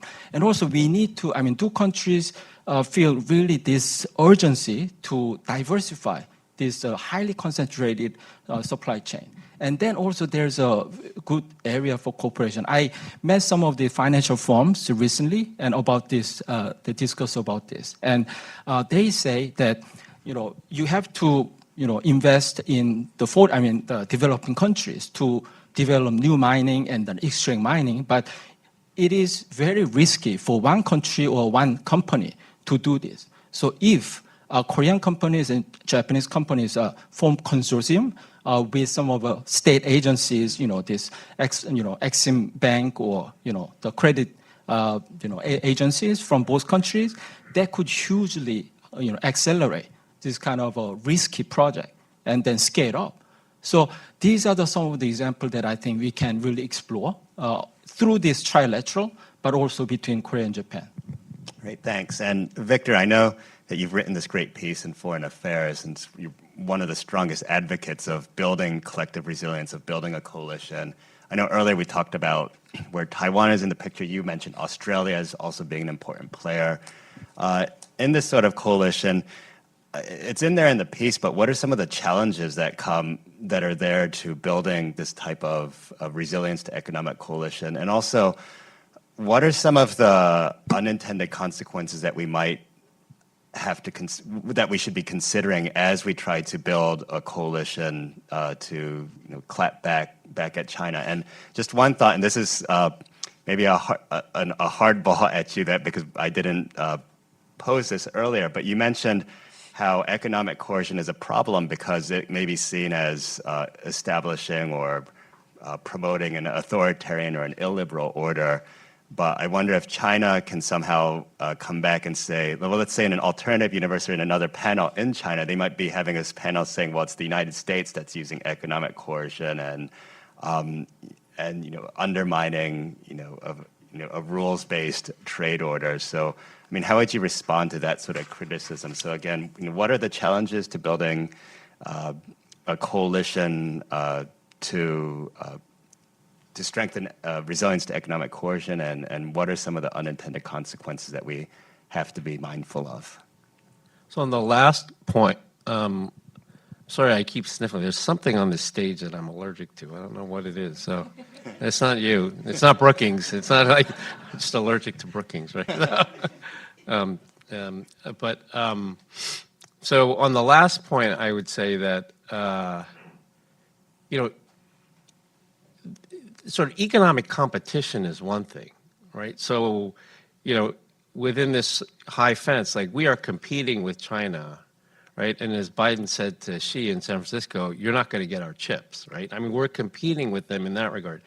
That's different from like a government-induced viral boycott of Yoshinoya because some employee put something on the Yoshinoya Facebook page that might have suggested support for Hong Kong, right? Very different, right? Those are very different things. One of them is trying to create self-censorship to build an illiberal order. The other is just outright economic competition, right? And I think those two things are different. Second thing is, I completely agree. Diversifying is important, right? Working together. I mean, this urea example is very interesting, right? I did not know that, right? And alternatives to graphite. These things are all important part of diversifying and mitigation. But as you know, Andrew, I mean, from my perspective, that's important. It needs to be done, but it still doesn't address the one problem, which is how do you stop the next act of economic coercion? We can respond to it with diversifying, preparing for it, but we have no way of stopping, deterring it. And that's where this notion of collective resilience, some sort of, as Shoko said, some sort of collective economic deterrence pact, I think, becomes important. And so as I've written, like, you know, economic deterrence requires both capabilities and will. I've tried to make the argument in the pieces that I've written that the capabilities are there. Like, there are many items that countries trade with China that China's highly dependent on. So I think the capabilities are there. The political will is obviously much more difficult. But I would argue that just as we understand diversification is costly, right? Diversification is costly, right? It's a costly thing to do. Deterrence is also going to be costly. We have to accept that deterrence is going to be costly. We are asking, in terms of things like export controls and chips, we are asking companies to do things that we never imagined that we'd be asking them to do, right, in a previous world, in a free and fair trade world, right? The same thing would be the case for economic deterrence, right? You would be doing the same thing with regard to economic deterrence. So I would say the challenges are there, but they're no less formidable than the challenges that we are encountering now in trying to build a high fence, small yard. Thanks for that response. And I just want to continue on this thread and maybe turn to you, Hangu, about this idea of weaponized interdependence and the measures that we're using to combat economic coercion. And, you know, some are saying that this, in the long haul, may undermine existing trade rules and norms that have been established by the WTO. And so I'm just very curious, from your seat as a former trade minister, how do you see, what are your views on all this? Because it does look like that there's, you know, this idea of free and fair trade may be shifting in this era of weaponized interdependence. And I was even speaking, you know, before this event with former Trade Minister Yu Myung-hee, who was on the first panel, and she said that it was a terrific exam question for a student about, well, what rules are there, you know, in certain trade agreements or in the WTO that might be violated if we move down this path of, you know, imposing export controls. So again, just your broad thoughts on what does this mean for the broader trade regime? Yeah. I think that's a great question. I mean, we can discuss hours and hours on this topic. But yeah, certainly this is very turbulent and uncertain era in terms of global trading system. But I believe that the paradigm is shifting in terms of this global trading system, but towards re-globalization. I'm glad that the Shoko mentioned this re-globalization, but it's not deglobalization. Yeah, so let me elaborate on this. Last month, the Peterson held a big conference in Singapore, and we had, kind of interact with many officials from the region. And one of the interesting development in the region was that we tend to just focus on 2 countries in the world and ignoring, all the other countries. And what was happening in that part of the region was that with all this diversification and the de-risking, so many businesses are relocating from China to 3rd country, 4th country, and then they were seeing this revived industrial activities, increasing trade among themselves, etc. So, for example, recently Singapore concluded FTA with Mercosur and Korea with the UAE. So, and also the Bangladesh, for example, they are trying to enter into RCEP. So, yes, in the U.S., I mean, this trade liberalization seems to be really going through tough times, but in other parts of the world, still this trade is happening. Trade negotiations are advancing. And then, secondly, I think what we need to do to really, maintain this resilience in the system is that we need to really, develop new rules, new playbook, new framework. So, in that sense, I think, for example, because the previous trade agreement weren't really designed to cope with this disruption in the supply chain or climate change crisis. So that's why I think this Indo-Pacific Economic Framework, although there's a lot of controversy, I think this is a kind of meaningful first step to begin to address these new global challenges that we are facing, especially supply chain and decarbonization issues. So again, the devils are in implementation. It is really important how these countries could turn these ideas into concrete actions and deliverables through implementation. Yeah. Great. So you mentioned needing new rules and a new playbook. And that takes me to just the landscape of regional free trade agreements or mega trade deals. And maybe this is a question for you and also for Shioko. Would trade deals like RCEP or the CPTPP be helpful in building resilience against economic coercion? Or in an era of, again, weaponized interdependence, would such regional trade deals become much harder to pursue? And of course, I have in the back of my mind the U.S. and the Biden. I don't think the Biden administration is going to join CPTPP anytime soon, but I know that for South Korea, it's been an interest for a while. So do you see these trade deals or something like CPTPP being helpful in combating against economic coercion? So do you want to go first, and then maybe Shioko and Victor, if you have any thoughts? I think we need both approach. Yes, we need, as I said, we need to continue to advance because, the whole global South is out there. And we still need to, for example, Korea's FTA network covers about 85% of the global GDP. But we still haven't had a lot of, foothold in Latin America, Middle East, and Africa. So, for example, this WTO rule covers about 70% of the world trade, but we still have 30% to pursue further. So, on one hand, we have to continue to advance through bilateral or this plurilateral of CPTPP or RCEP, but on the other hand, we don't have supply chain or decarbonization chapter in RCEP or CPTPP. So, number one, we may need to upgrade these existing rule, or we kind of try with different approach like IPEP. So it's not a matter of one or the other. I think we need both. Shioko, do you have any thoughts there? I know you followed the CPTPP and the TPP before that for many years, but just interested to hear what you might have to say. Unfortunately, Andrew, I think you're quite right. The United States is not going to join CPTPP anytime soon. It'd be interesting to see how Korea would express its interest in the trade agreement as well. So that brings me to the issue of whether CPTPP is the right framework to deal with issues like economic coercion, and the quick answer would be no. I know there are lots of critics. There's a fair share, I should say, of critics against the U.S.-led IPEF, the Indo-Pacific Economic Framework.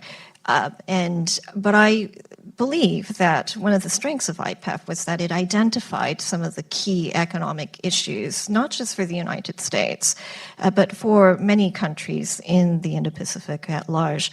And it was a missed opportunity not to highlight economic coercion and the possibility of greater clarity about a roadmap for multilateral cooperation on that front. Whether, given some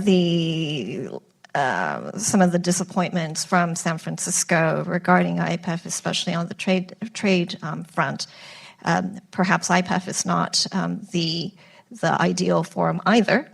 But it is, what we do know is that coercion works when there is strength in numbers. And again, the goal should be about deterring China and other authoritarian regimes from taking action in the first place. And at the same time, giving greater confidence to countries that they are not alone and that there will be collective support should they face coercive action as well. And so if there is an opportunity to go beyond statements in bilateral or multilateral forums and come up with a roadmap, I think that would go a long way in making the first steps towards identifying what the target industries and sectors are and what the actual action plan may be as well. All right, thanks. So slightly contrasting views on whether a trade agreement like CPTPP would be helpful for combating economic coercion, but I think there is some consensus, though, in that we need to find some sort of new mechanisms, whether it's in IPEF or some other format to try to build collective resilience. Victor, did you want to weigh in on this, or do you have any thoughts? No, I agree that I don't think CPTPP is the right format, in large part because the United States is not going to be a part of it, and it's too big, I think. In the end, I think it's, as I talk about in the piece, I mean, I think it's G7 countries plus Australia plus, maybe South Korea. I mean, I think that's sort of where you start to build this because, again, like-minded countries, all of them have been economically coerced. They've been victims of economic coercion, and all of them have capabilities in terms of high dependence items that China relies on. So I think that's where it starts. Okay, great. We're right on the dot at 11:15, so I guess you're right, Victor. We are very efficient here at Brookings. So let me just start. We had a few questions that came in online in advance of the event. So let me just turn to one online question and pose it to the panel, and then we'll take a few questions from the audience here in the room. But this one is from Martin Kelling from Handelsblatt. He's a correspondent, East Asia correspondent there. And I'm going to slightly modify this question so that it's more relevant to our discussion on economic security. But the question here is really about shifts in domestic politics. So he asks, how stable is trilateral cooperation on economic security, and how would a new left government in South Korea what would a new left government in South Korea mean for the South Korea-Japan relations, or what would happen to the U.S. alliance with Japan and South Korea in a possible second Trump administration? But I want to put a twist to this because I think this question was framed very generally, but when it comes to economic security or resilience against economic coercion, I mean, what are your thoughts there? Because I know, Victor, that you had mentioned that you felt that when it comes to things like economic security, the policies may not be all that different if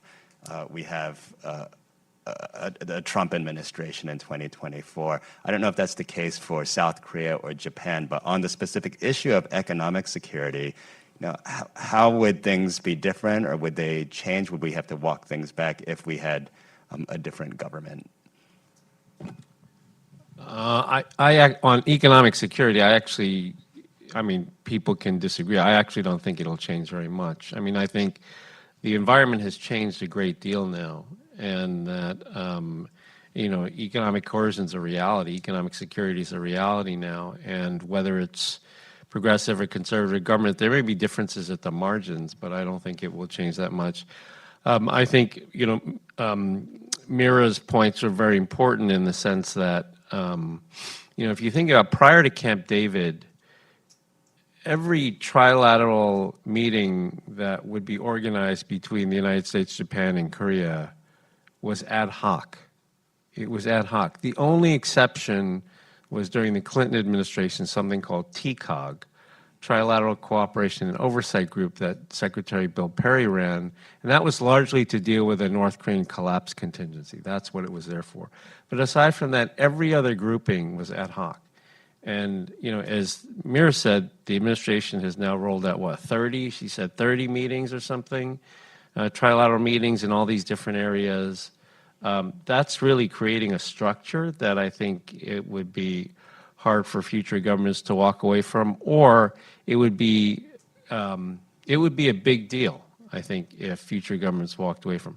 If they choose not to cooperate in another ad hoc meeting, that's not a big deal. But if they actually said we're not cooperating in any of the Camp David work anymore, that's making a huge statement, and I think it's harder to do that. I think that's in part why they're working so feverishly to keep these things going. They're trying to election-proof it, right, against what happens in Korea next year, Japan next year, well, all three countries next year.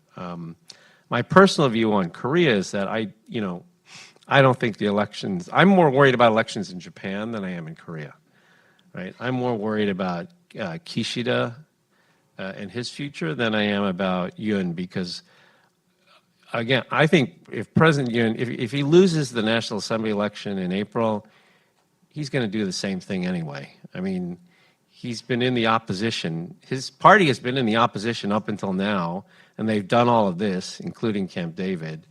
If he's still in the opposition after April, do you really think he's going to change what he's going to do? I don't think so. I'm actually more worried about the situation in Japan because Kishida, even though he's the more lower profile actor in all of this, he has a lot. He has had a lot vested in Japan-Korea relations, and I don't know if there's a successor who would have the same equities that he had in this.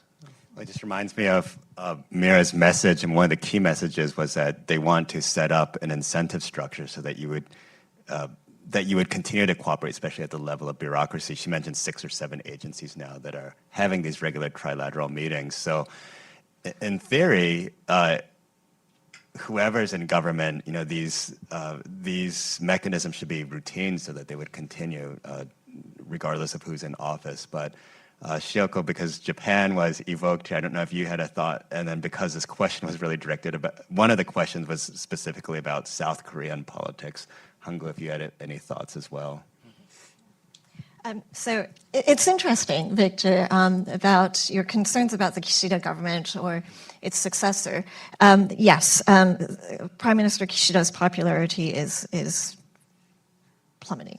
And it's not looking good for the Prime Minister himself. However, what we are seeing is a systematic approach for Japan on the economic security front, and we don't expect that commitment to continue with having a economic security minister moving forward with defining and implementing new economic security legislation to go by the wayside with the change in leadership. I understand your concern about the political will for engaging in dialogue with Korea, but I believe that there is a strong commitment on the part of Japan, so long as Korea remains on track to abide by the trilateral cooperation. I believe that any successor to Kishida would continue, and there would be political appetite within Japan to continue because it makes practical sense to do so. Hangu? Yeah. I think the world has changed. I mean, and then if you look at the poll outcome in Korea, targeted, young generation, 2030s, I think majority of them think, positively about improving this bilateral relations between Korea and Japan because the geopolitical circumstances have completely changed for the last several years. So I don't think that we'll go back to where we were. I mean, the lowest point of that bilateral relations. But I think what is important is to really show tangible benefit to these countries coming out of this trilateral.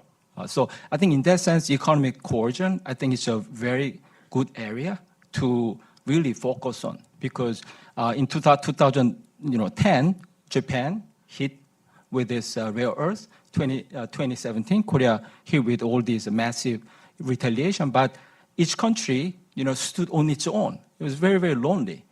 But now things are different, and we have all these framework. So how is it different now? So I think we need to also think about very creatively. About a week ago, the Korea and Japan resumed this financial swap, the currency swap in 7 years with about $10, side.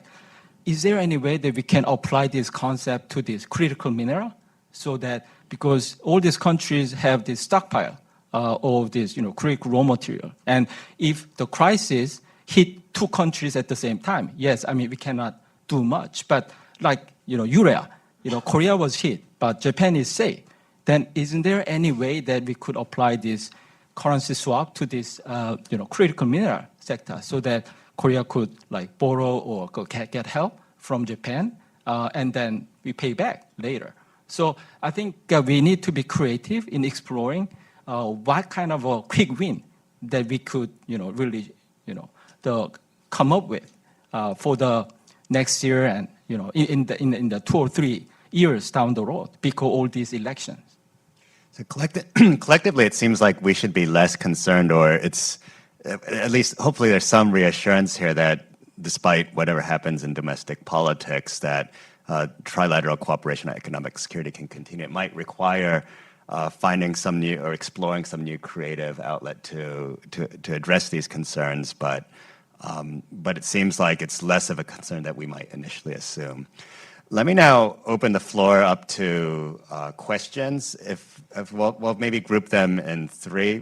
We'll see if we can get a second round. If you could just identify yourself when the mic comes to you and state your question briefly. And we'll apply the Jeopardy rule, so make your question an actual question. Are there any, does anyone want to raise a question? So there's one in the back of the room.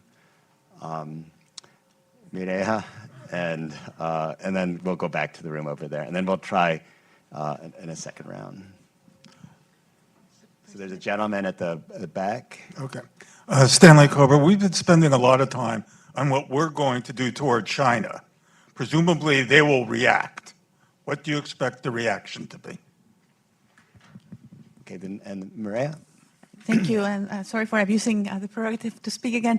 I want to ask about the costs for China of behaving coercively on the economic front.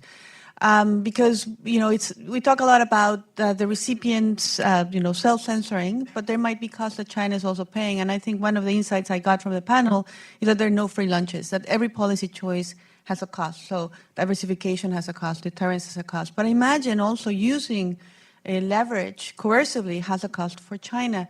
And some of the literature that looks at China's reactions or policies talks about how China never applies pressure in areas where China has a strong interest, like iron ore vis-a-vis Australia. But I'm wondering about the intangible costs, if you will, reputation, public perception, but perhaps not exclusive because of economic coercion, but the broader spectrum of Chinese activities. The U.S. Japan-Korea Trilateral finds a lot of rationale for moving forward, thinking about the kind of actor that China has become. So I was wondering your thoughts about the cost that China pays. And then at the back of the room, there's a gentleman. Thank you. Dr. Cha, you mentioned that you'd like to see that mitigation measures could be more standardized. Some might say that there'd be a risk of moral hazard with some of our partners, that they might act in a riskier way, take on more risk if they have a better assurance of U.S. or other partner support. Do you think those concerns are overblown, or that the benefits are worth the risk? Thank you. Thanks. So maybe we'll start with Dr. Cha, and then there's two questions, one about China's reactions to these measures on economic resilience, resilience to economic coercion, and then one about intangible costs and what it means for China. So, Victor. So starting with the last one first, I mean, of course, there's always going to be moral hazard if you say, like, this is what the package looks like, right? So, that's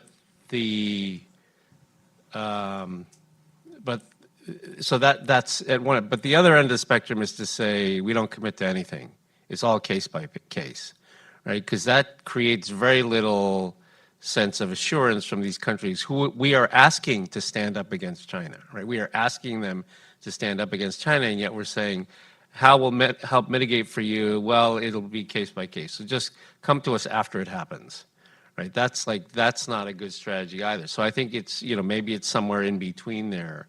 I mean, one thing, that we know we don't do is we're not going to, and I don't think we did it for Lithuania, right? We're not going to, I mean, one element is direct investment there to try to, but we're not going to lower our barriers, right? Market access is not part of our mitigation package.